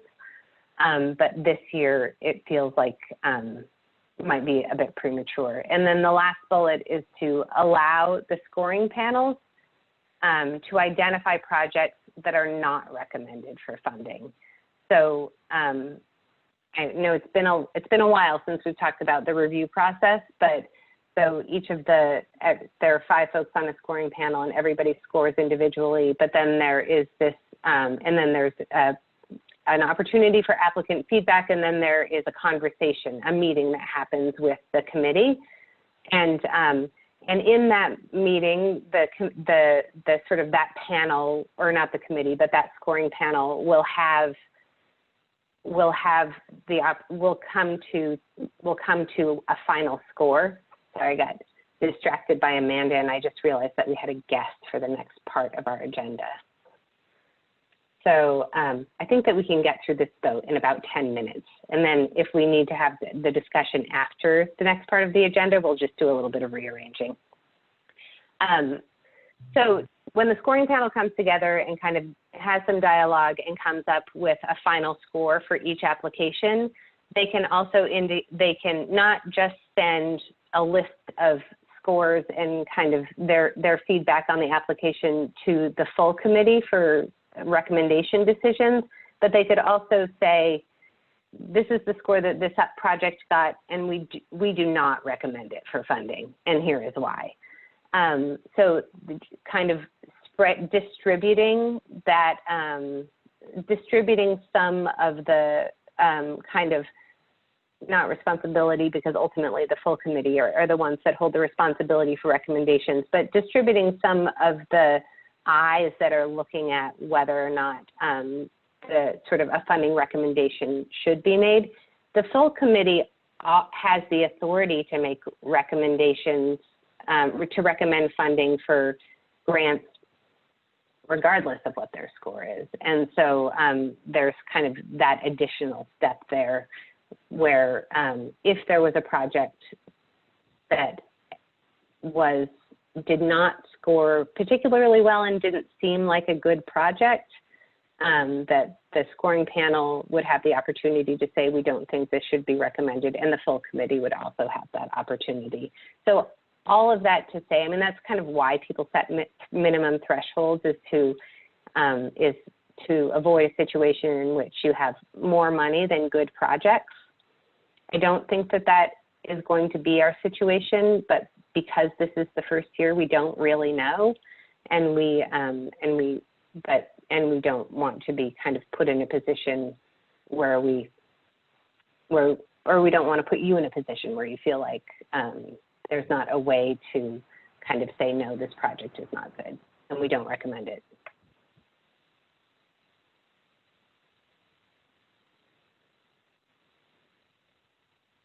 Are there thoughts on this?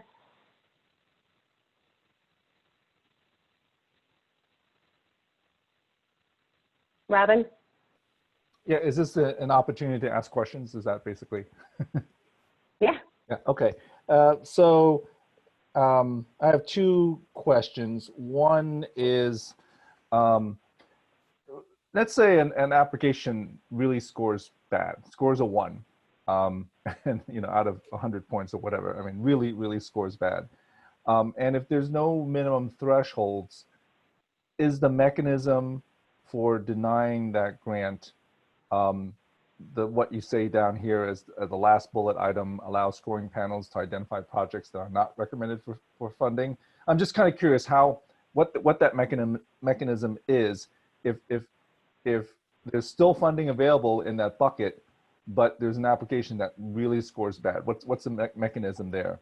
And then the second question is, again, regarding the last panel, last bullet item, if I think what you're saying is that the scoring panel has the ability to override the points that have been allocated, and doesn't that introduce subjectivity into the decision-making process, and doesn't that then present I'm not a lawyer, some opportunity for libel or kind of inappropriate decision making? I'm sure there's a better term, but I think hopefully you know what I'm talking about, because you're introducing subjectivity as opposed to this number scoring based system that we spent the last 6 months ironing out and getting feedback from the community.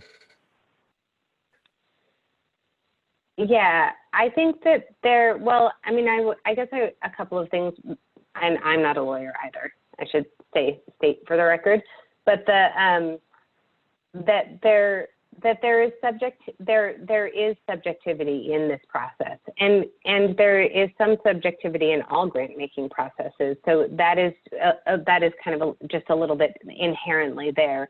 And in terms of the mechanism for not recommending a project, even if there is funding available, I think that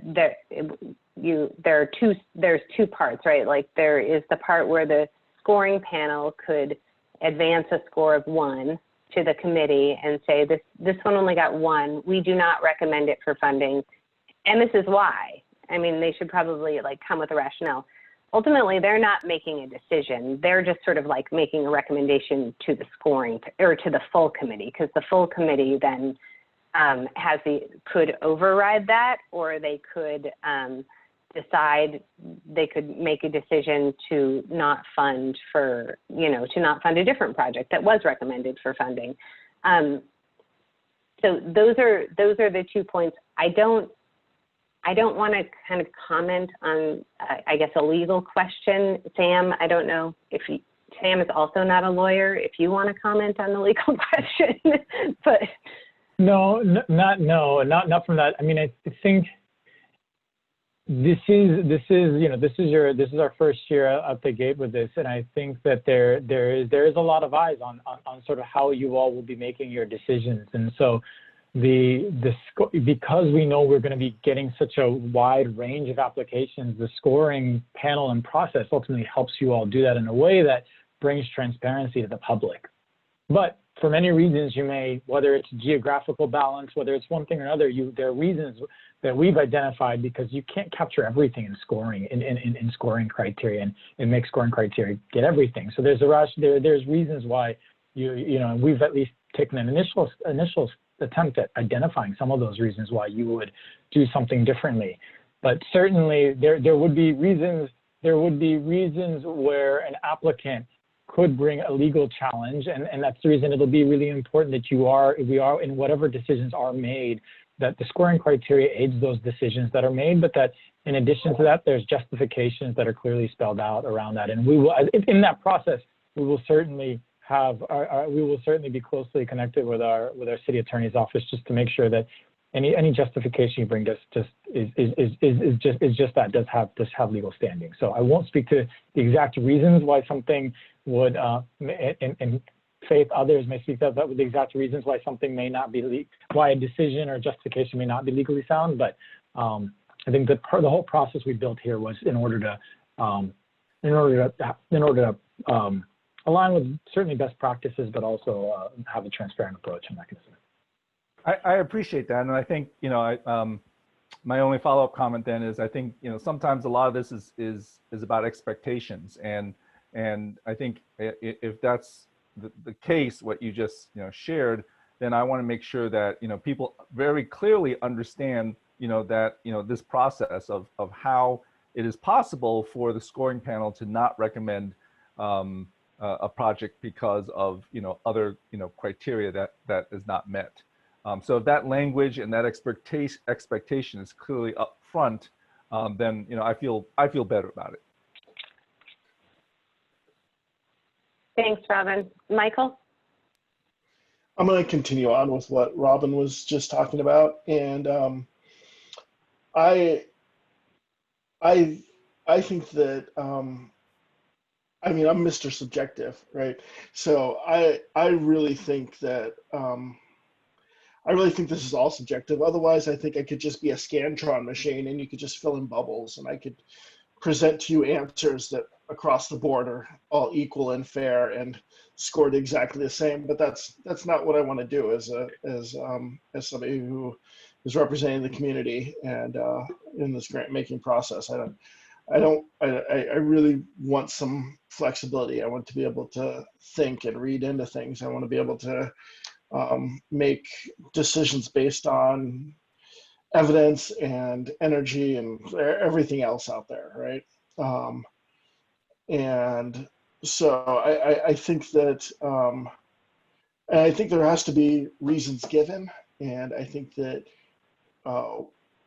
we have to defend the decisions we make, but I think that subjectivity, I think the world lives in gray areas, right? And so subjective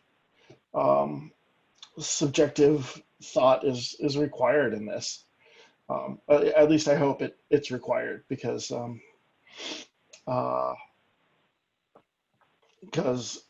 I guess I think we should make that clear, that they aren't just getting they're getting a point scale, but that point scale isn't just like you filled in the bubbles and you met these criteria, therefore you get X score, and that puts you in X placement of getting dollars, X number of dollars, right? Like, if we're just doing math, then I don't see any reason for me to be there.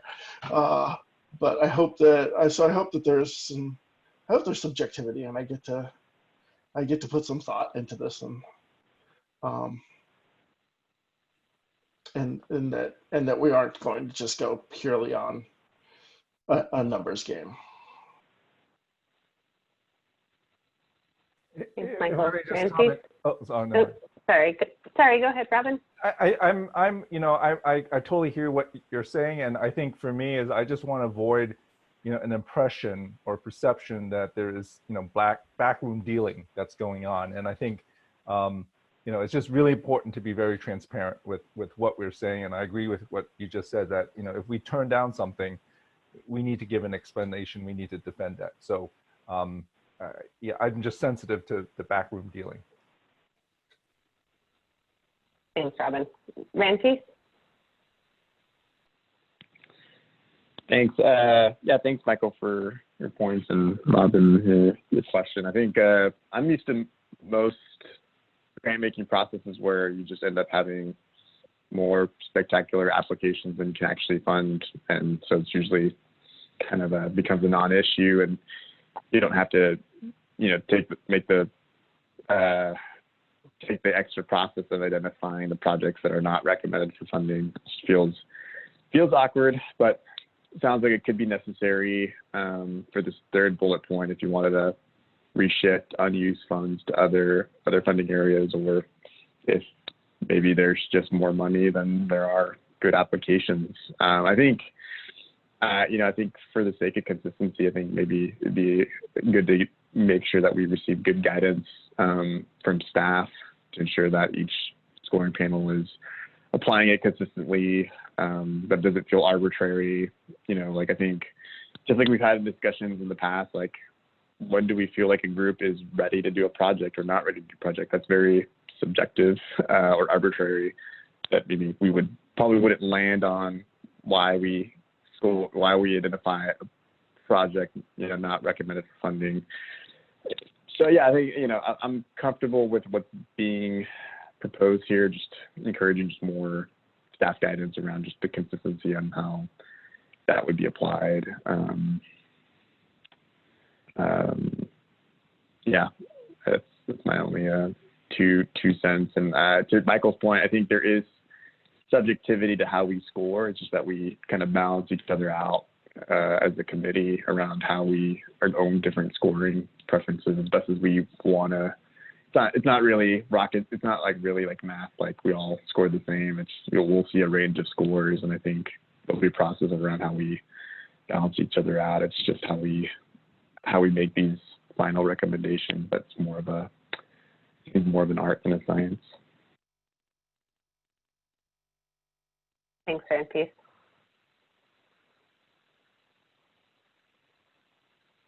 So we are at about 8:10, and we do have a guest for our next agenda item. So I think that I would like to table this for now if we can, and then maybe we can come back to it afterwards. I am going to, I'm not sure if everybody's screen setup is such that you have two screens. Do most people have two screens or just one? One, okay. So since there are folks with one screen, I'm gonna just I'm gonna stop the screen share so that it's easier for this part of the presentation so that you can see each other more easily. Thank you, Katie. Gotta move my screens around now. Give me a second. Okay. And I believe that Maria is going to introduce Oh, sorry, go ahead, Sam. Yeah. I guess before I turn it over to Maria to speak to the great work of the subcommittee, this is the committee a little while ago with and it looks like we've got Laura John joining here too. So Laura, you're present with us? Yes, I am. Awesome, thank you.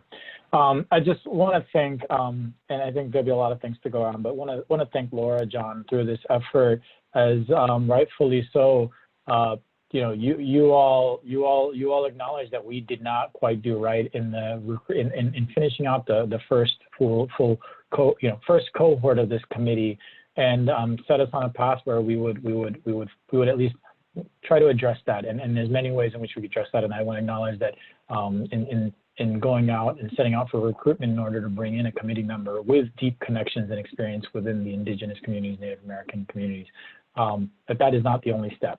But before I turn this over to Maria, I just want to acknowledge that we do have Amanda Squemfen-Yazi. And Amanda, please tell me if I pronounced that right. It's Amanda Squemfen-Yazi. Yes, that's correct. Good job. Okay, thank you. Thank you. Thank you. So we do have Amanda here. I let her know that she's not expected to provide any comments or anything like that, but I also said you all may ask anything. So I just want to acknowledge she is here and present with us. And with that, I'll turn it over to Maria, who is one of the 3 subcommittee members on the recruitment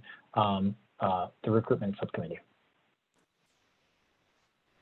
Hi, everyone. Thank you again, PCEF staff and Laura John, for supporting the subcommittee with our recruitment. We spent several weeks really trying to think this through and to discuss the task in front of us. And, I think everyone in this room has done a great job in helping us get the word out for the recruitment, and Laura and Sam for arranging conversations for us and consultations from peers representing the Native American communities, so that we can get more insight before we make such a big recommendation to this group. On behalf of the subcommittee, I'm just really pleased to be able to share a recommendation that we came to. We unanimously want to recommend Amanda to this PCEF committee.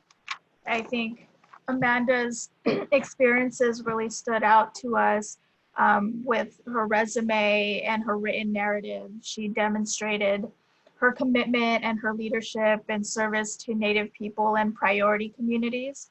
Her materials and her experience emphasized her drive to change systems and build community power and elevate solutions from people who are experiencing inequities.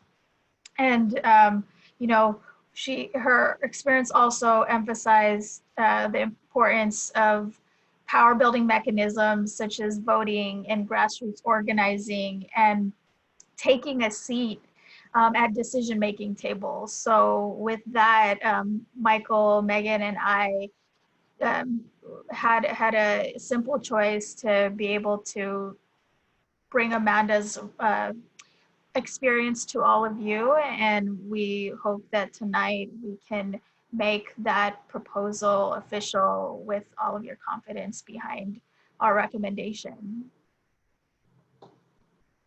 So thank you, Amanda, for applying, and thank you, Laura, too, for ensuring that we had this clear path and this task at hand and fulfilled it with all of our City of Portland staff guidance.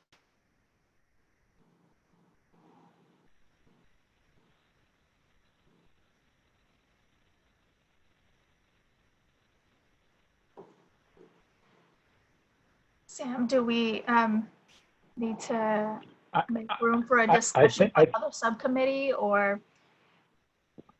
I think I appreciate you, Maria, setting that context. I just would love. I know that Michael and Megan. I want to make sure you all had you both had opportunities to share any additional comments, and then certainly we can talk about what comes next.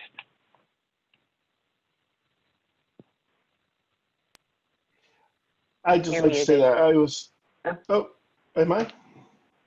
No, that was Megan who was muted. Sorry, go ahead. Megan, yep, we can hear you. I just wanted to say that I was really impressed with Amanda's depth of lived experience. That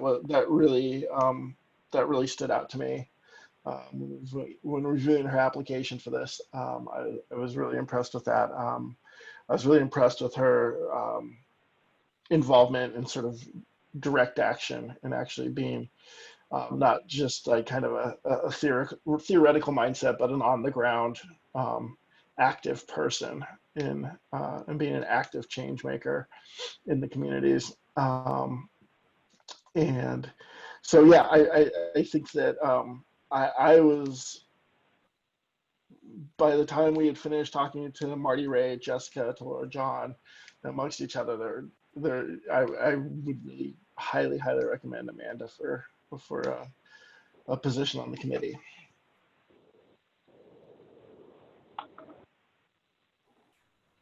Hi, yeah, and as the third M on the committee, we had 3 M's. I echo my fellow committee members. Thanks, Maria, for that pretty thorough overview. I learned a lot in the process, and I'm enthusiastic, as we said, unanimously recommending Amanda. And I guess I would just add, it's all pretty detailed in that memo that got sent around last meeting. But another thing that stood out to us was that Amanda has some experience in naming and working to dismantle white supremacy in organizations. And we thought that was a good thing to have on a good experience to bring into our committee. So Amanda, we look forward to you doing that with us. So that's something that stood out. And then there's been lots of thank yous shared to Laura, John, to staff. And I also wanted to, I know our committee really wants to make sure we send a giant thank you to Andrea, our committee member, who is really graciously agreeing to make space on this committee for this really important perspective. And we're humbled, Andrea, by your move. And we're gonna miss, we're just appreciate it. So thank you so much. And perhaps you want to say something at some point. And I think I'd love to give the floor to Laura, John, who I just want to, through this entire process with the committee, with the recruitment, has been instrumental in making sure that we're as thoughtful as possible. I don't know I recognize that there's many missteps, and I appreciate, Laura, that you were there to help us think about how we write some of those missteps. Thank you, Sam. I wanted to take a moment to express my appreciation to the PCEF staff as well as the other committee members for their mindfulness, for their willingness to reflect, to admit missteps, and have the commitment and drive to course correct. Especially moved by that decision for a committee member to step down to provide space for an Indigenous person to be a voice with this committee, and how important that is as this work continues. And I think also how historic it is for the city of Portland. I have not heard that this has been done before, so I do want to bring that forward and just, again, commend everyone for their courage and willingness to do something different and to do it immediately rather than say, we'll do this the next time, which is typically what occurs so often for members of our community, the Native American community in Portland, when we bring something forward to say that this needs to be changed in order to be equitable and to include our community. So this is really a monumental moment that I hope will continue to expand into the other work that is happening with the city of Portland and within the city of Portland. So again, wanted to express my thanks. I also want to express my congratulations to Amanda. I have seen her over the last several months working in community, sort of observing from afar, and I think she is going to bring some fire, bring heart, bring commitment, bring resilience, and her brilliance as well to the committee. I'm really excited to see how she takes this seat and runs with it. So congratulations, Amanda.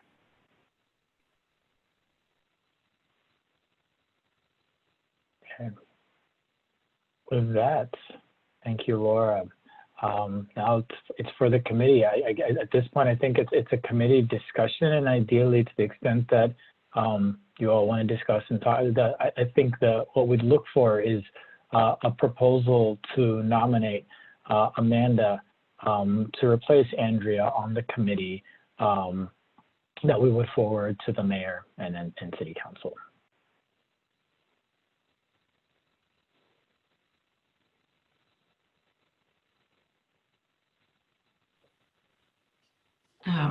Amanda, I'm so excited to meet you, at least on Zoom.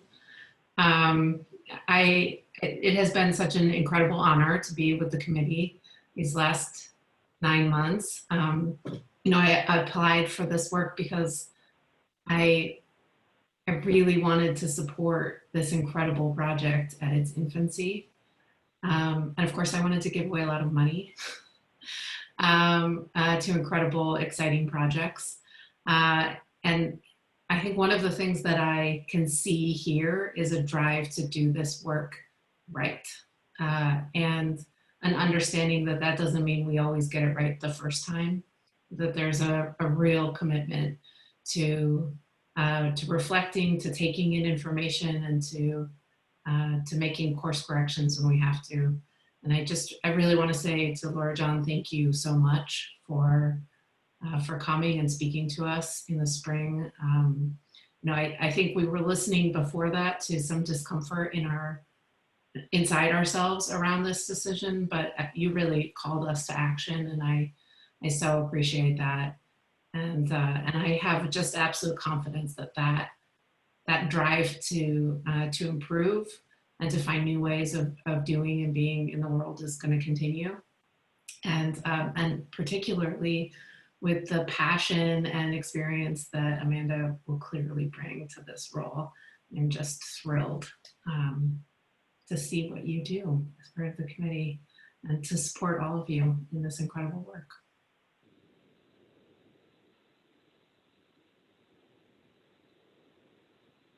Thanks, Andrea. I can make the proposal if nobody else had anything to say. Ramses, you had your hand up, but then you put it down. Did you have a question or a comment? I want to make sure folks have a chance to talk, and I hope maybe before we make a motion, and maybe I don't know if Amanda wants to share anything before we vote, but I just want to recognize Laura John's leadership in helping interrupt this process, and I definitely want to recognize Andrea's leadership in making the space, and I think that's going to leave an imprint for me as a leader in terms of how I grow and how I think about making space for others. So that's something I'm going to meditate for and moving forward. And Amanda, just reading your application, I'm excited. I think I'm glad for this opportunity, and you're the kind of person we would stop and flip our process just to make that space. And I think PCEF is better for it. So I'm really excited to get to know you and learn from you as a leader. So I'm really excited. And I don't know if there's anything you'd like to share, Amanda, before we take a vote. Anything you'd want to share about what you're excited or interested to do here within PCEF. Yeah, thank you everyone for all your kind words. Really wasn't necessary. And I really want to say thank you so much to Laura John. I wasn't really sure about how this process was working. I kind of been in contact with Sam over the last few months, and Andrea, the sacrifice you made for this to be possible. I just really want to say thank you so much. Like, this is really unheard of, and it really means a lot, not only to me but to the Indigenous community. Like, for so long our voices have been silenced, and you are literally uplifting our voices, so thank you so much. But for the most part, being part of PCEF, I mean, I was one of the many canvassers out there who just volunteered, threw myself into the ring, and went to go grab a clipboard from a local area around here, and going through the training, I was like, yes, this is exactly what I want to do. And, you know, a big shout out to Carrie Waters, who really instilled this passion within me. She stayed on me, and every time that I had questions, she was always there to answer. She was always there to help me further understand things I didn't truly understand. And when this finally passed, you know, it was like a moment, I'm sure like many of you, we were crying because it was just such a historic moment. And again, I just want to say my gratitude to every single one of you who are on this call, just here listening, being present, being willing to work after 8 p.m. and just, you know, really be present and feel so passionate about PCEF. But again, thank you so much. And I'm just really honored to be on this phone call with all of you.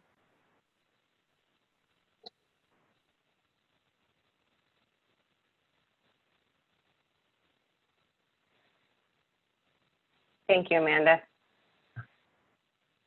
Andrea, unless are there any other questions or comments? I think I heard Andrea offer to make a proposal, but I'm gonna take her up on that. I propose that we submit a nomination of Amanda for the seat that I've been in on the Portland Clean Energy Benefits Fund Committee.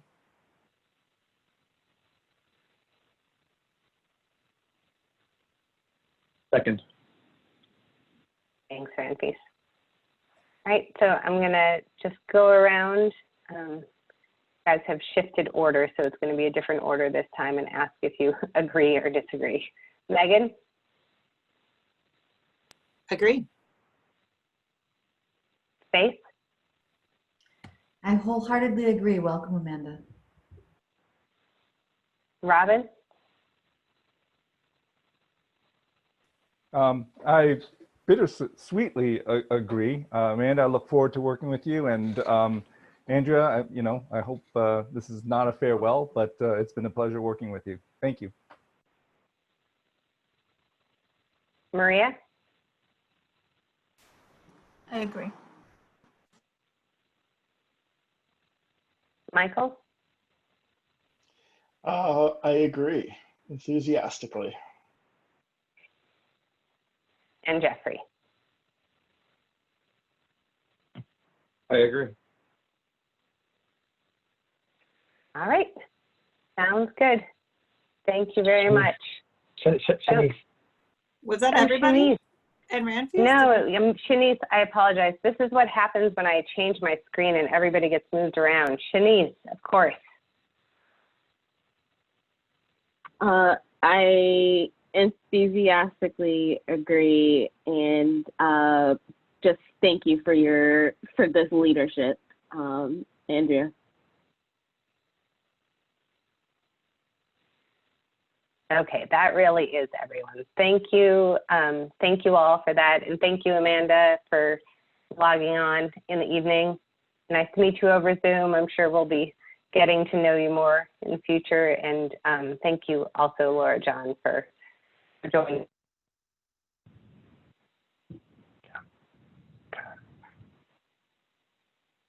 Oh, you muted on us, Katie.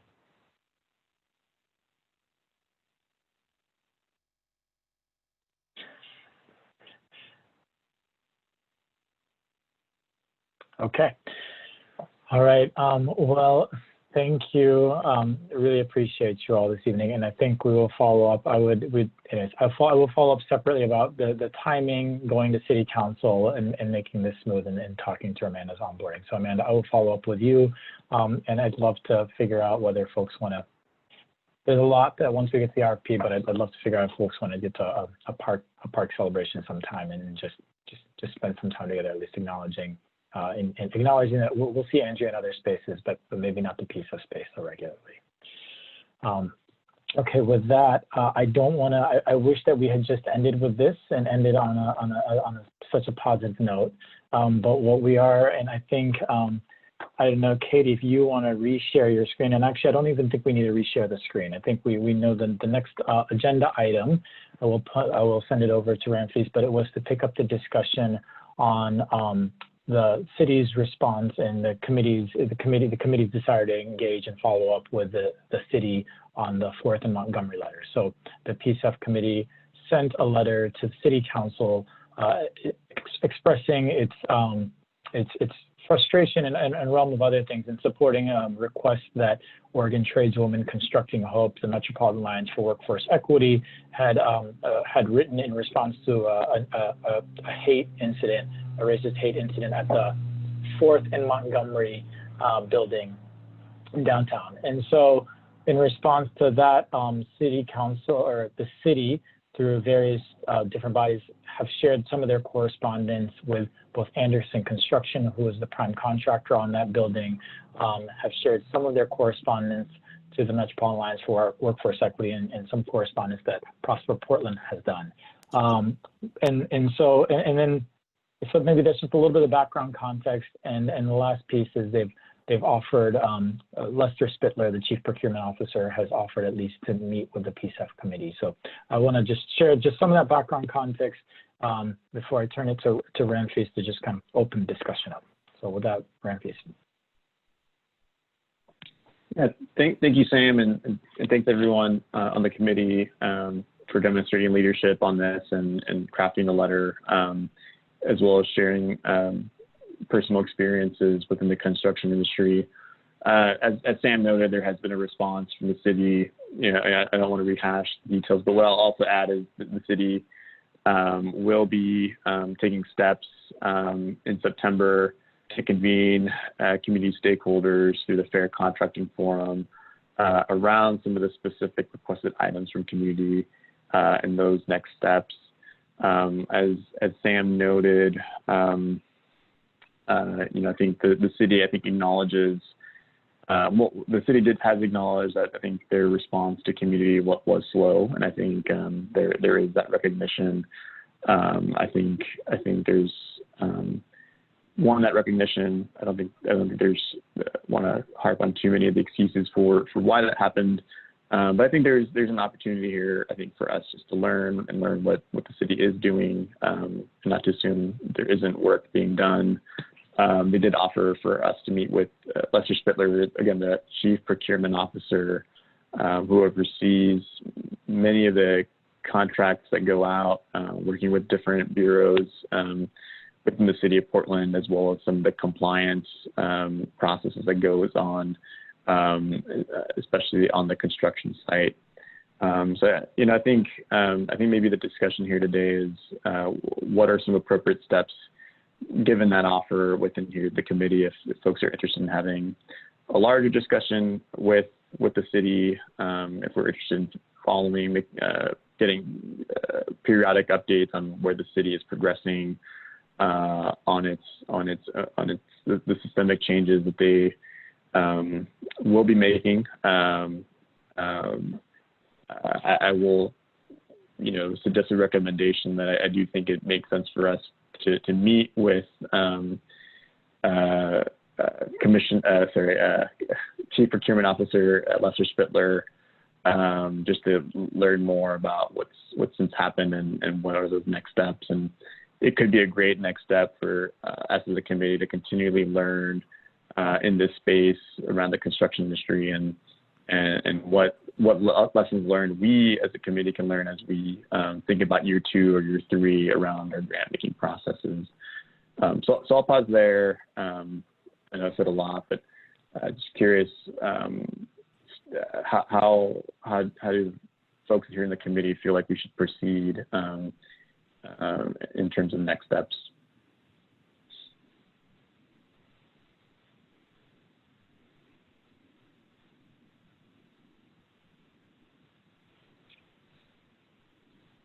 Michael? Am I audible now also? Yeah, okay. Michael? I'm not sure I have a next steps question, but I guess, you know, we in the construction industry know how often this happens, and I am quite positive that it will probably happen on a PCEF work site also. So what are not only what my concerns aren't only what other city departments and how they react to it and how contractors react to it, but what in the future, because we will, I mean, I can almost guarantee that we'll have to deal with this probably sooner than later on one of our construction sites, and probably more than once. What is our reaction going to be? And what steps are we going to take when it happens to our sites? I'm thinking I'll turn this to Janet because this is some of the conversation that we're having right now with partners at Prosper and others, just to tease out what they're doing. And so we are going through and reviewing what are the elements that we are going to be including in the grant agreements around what are they required to do. But this is a conversation that we're actively having right now. And Janet, I don't know if you want to add any more, since I know you're in the midst of some of those conversations. Yeah, I appreciate the question. And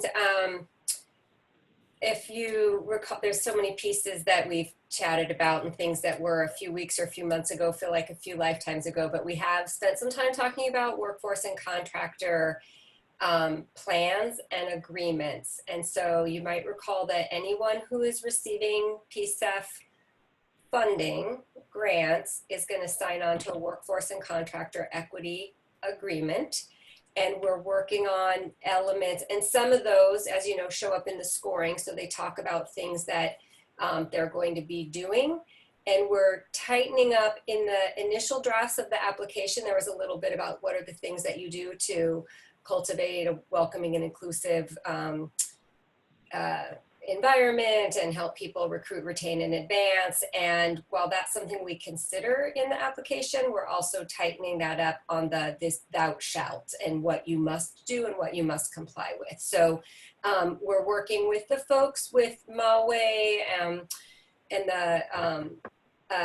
Prosper just to make sure that what we come up with is aligning, but there will be things that are required in the agreement. End of story. That's what we have. So whether that's postings, trainings, and you all, you know, we're working on that, and that'll be with what gets sent out.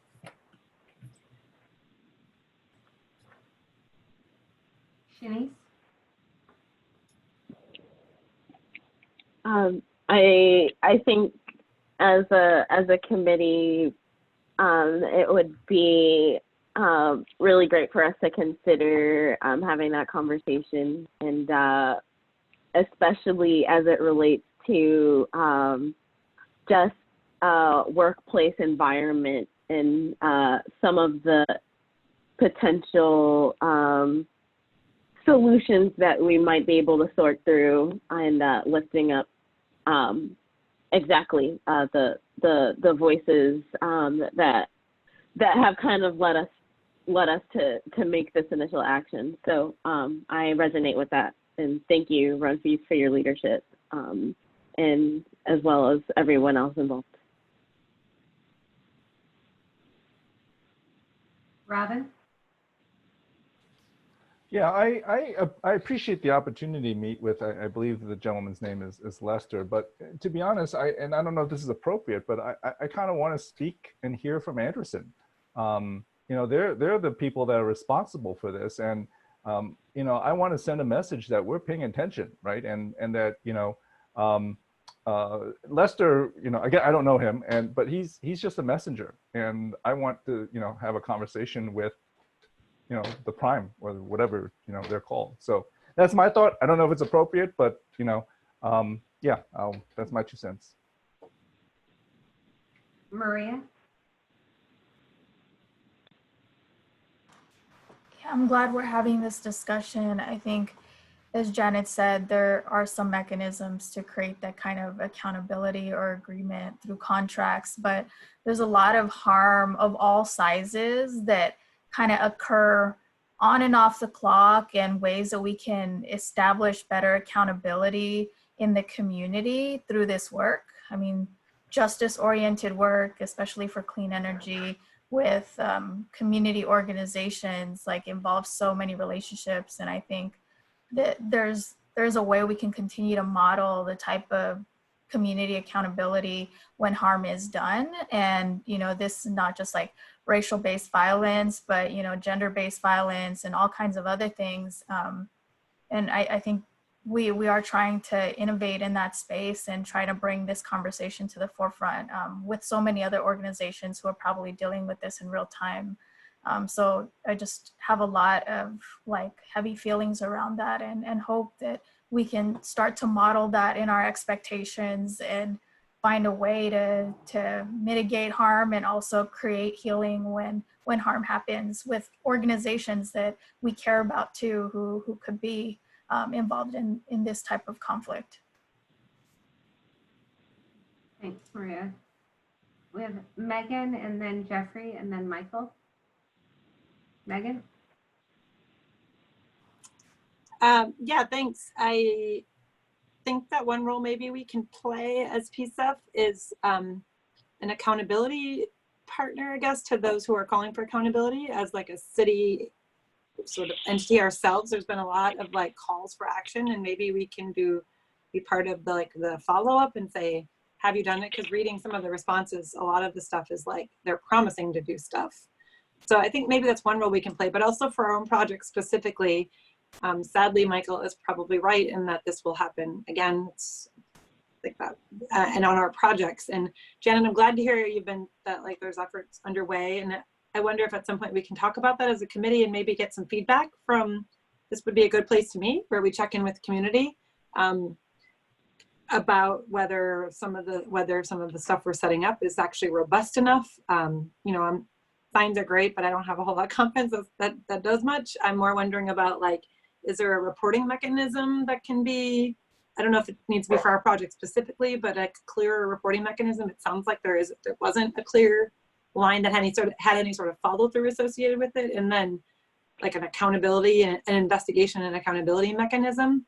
So if that doesn't already exist through city funded projects, maybe that's a role we can play. And then we would be expecting that all of our projects sign on to to upholding that. So those are off the cuff, but I do think this is an area where I would want to hear from community, those who are kind of on the front line of experiencing this a little bit more before offering, before I would feel comfortable signing off on like a bunch of recommendations or anything. But thank you, Rantis, again for shepherding this for us. Jeffrey? I pretty much was going to say what Andrea said. As Michael said, we should expect this to happen on our projects. It's systemic, so it's not going to happen overnight. I think this happened, unfortunately, but I think it's forcing us to be proactive on our end and make sure that we are addressing this prior to it happening. I think one of the things that this did bring to light is that Anderson was ill-equipped to deal with a situation like this because they hadn't been proactive about it. So what this is allowing us to do on our end is make sure that we don't have that same issue, that we actually are proactive. We have protocols in place.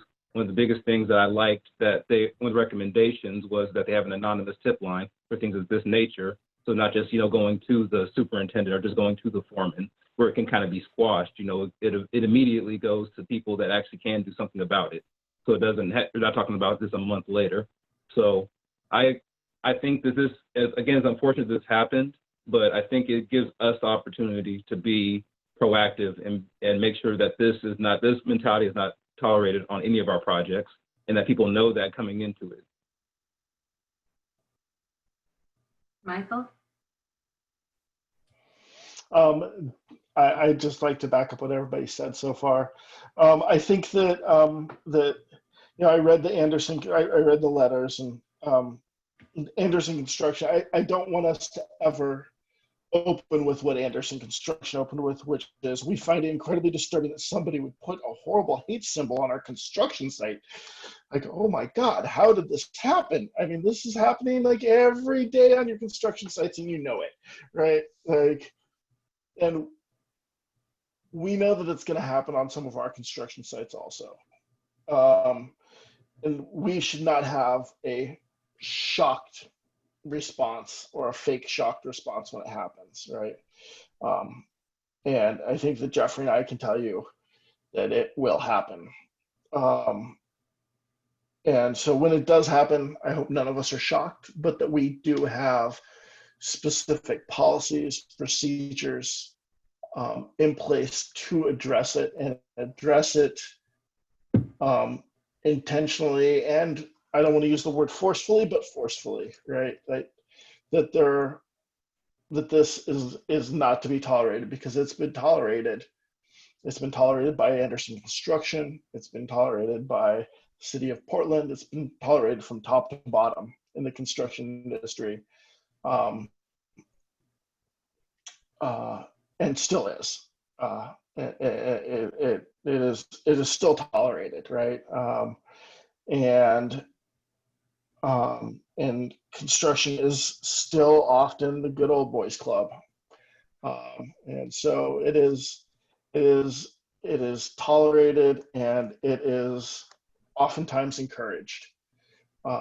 We should not be shocked when it happens on one of the sites that we're funding. So I think that we need to be proactive in putting out information that this will not be tolerated, but also we need to be reactive, be ready to be reactive when it does happen.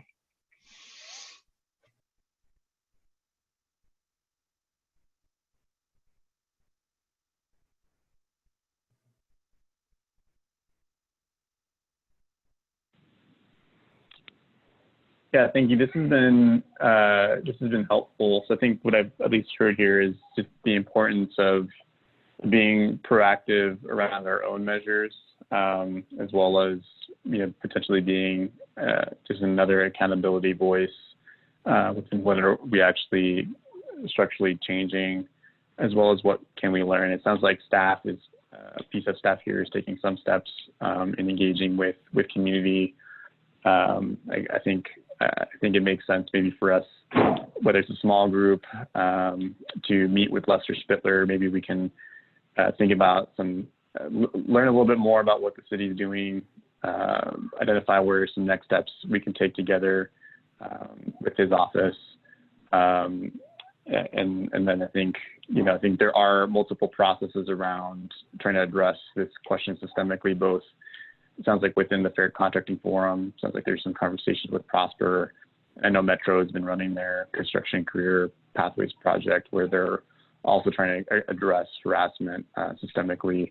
But I think it seems like there's a good opportunity for us to just learn more what's being done, and helps us assess as a committee what more we can do. And I think it's a great opportunity for us to just keep learning as a committee, as our staff is, as PCEF staff is learning as well. So I will, if it makes sense, I will share some of the dates to meet with Lester Spittler for folks who might be interested in this call to try to help identify some next steps. So I will do that. Does that make sense? Or is there anything else that could be clearer that I missed?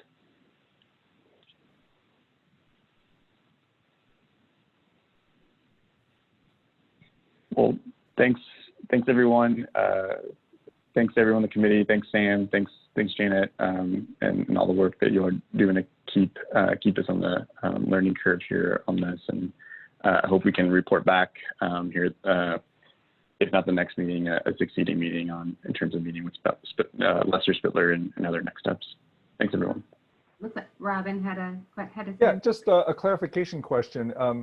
Will PCEF grants and projects be going through Lester's office, or how does that work? Or it'll be going through the nonprofits and then to the construction firms? Yeah. Okay. In the city, grants don't go through our grants aren't going to go through procurement. In some other places they do, but they do not here. But we do work with our procurement office, in particular around leveraging their assets around, certainly our contracting that we do directly for the program, but also we are in conversations with them around a lot of our monitoring platforms that we've talked about, that folks would be reporting their subcontractor or their workforce utilization. So we connect them in a few different ways. And I think what we'll do as staff is we'll check in before that meeting gets scheduled to Lester for whomever's there or whomever can attend, and we'll send those, we'll get those from Ramfis and coordinate those.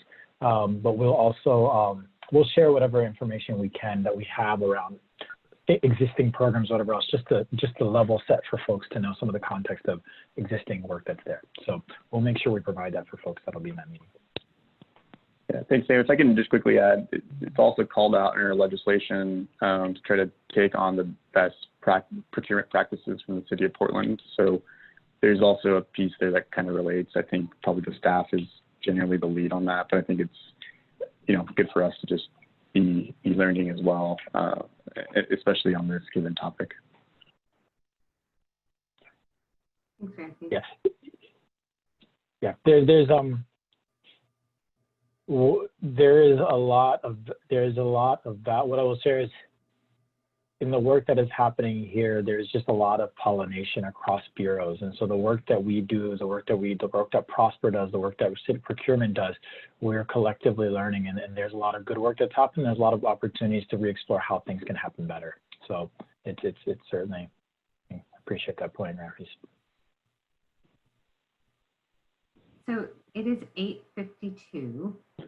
So we have about 8 minutes before our meeting, kind of our scheduled meeting time ends.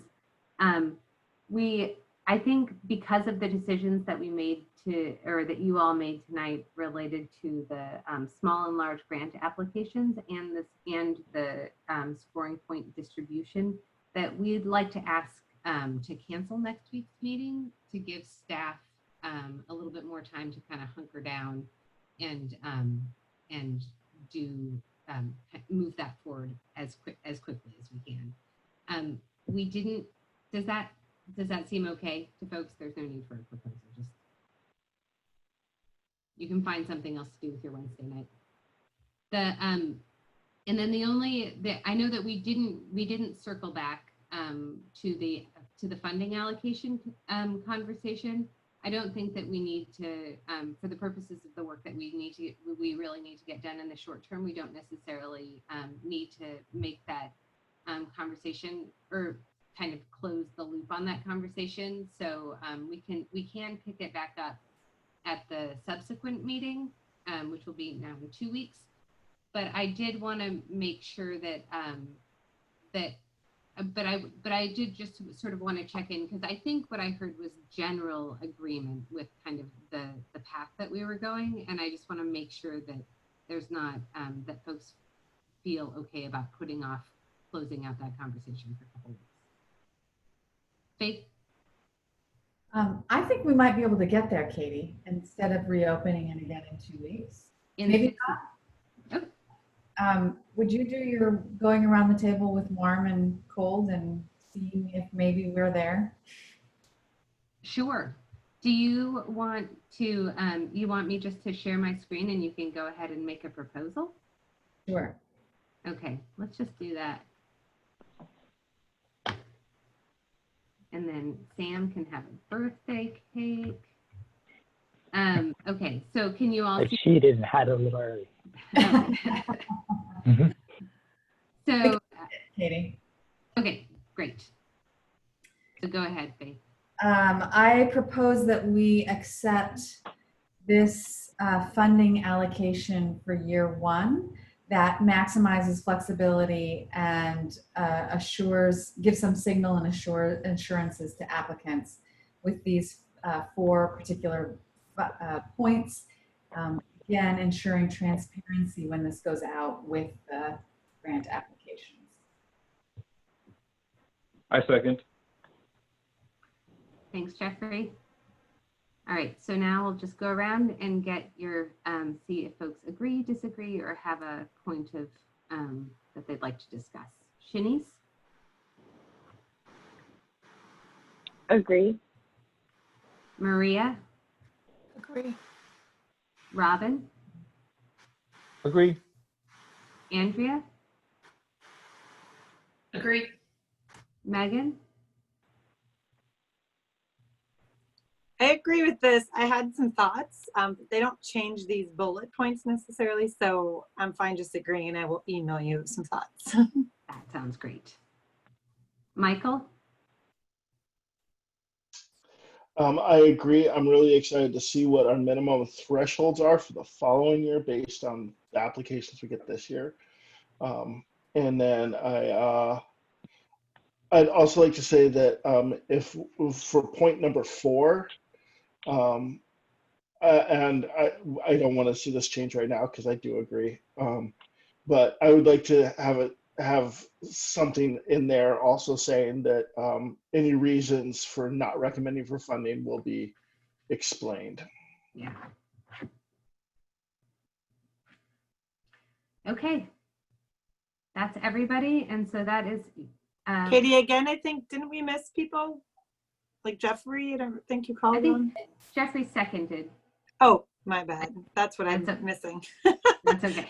Sorry. Nope, that's all right. I only forget one thing per meeting.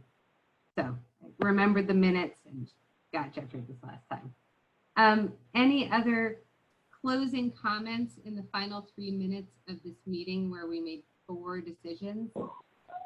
Does this mean that we don't have to meet for another month or 2? It does not. We'll find a reason to bring you back. Then I retract all my votes today. Hey, Katie, for the record, you missed me. I was on mute. I agree, and I'm excited for us to get some dollars out and start reading applications. So I'm excited that we're moving forward. So thank you. Dang it. Megan, you were right. Megan, your hand is up. Yeah, and sorry, Sam, to delay your birthday cake a little longer, but I did want to make a comment just that I'm really proud of us for making all these decisions, and I feel really good about a good package, and we can reflect on it.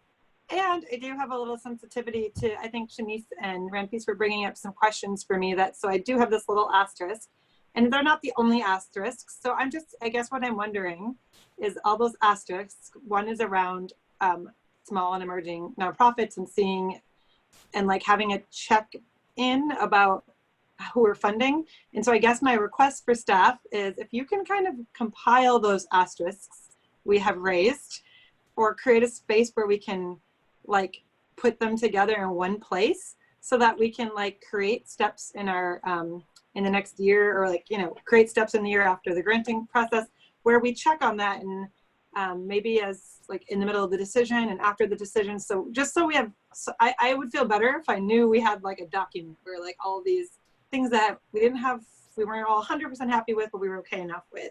So that's kind of a question I have, like a checklist and maybe data and making sure we're tracking that data at various points. So then I would feel like a diminished asterisk. I don't know, I'm taking that metaphor really far, sorry, but.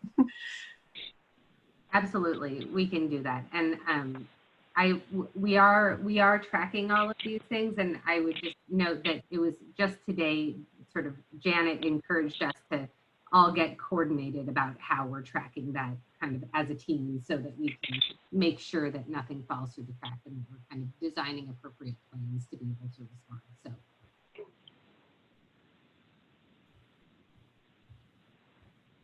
Sam, any closing thoughts? No. Thank you. Oh, really. And maybe we'll give you a month before you see us again. Maybe. I hope you really are taking a birthday trip vacation, Sam. Oh, I'm going I'm going camping first thing tomorrow morning and then out of town. I haven't. Anissa, I will reschedule our check-in together.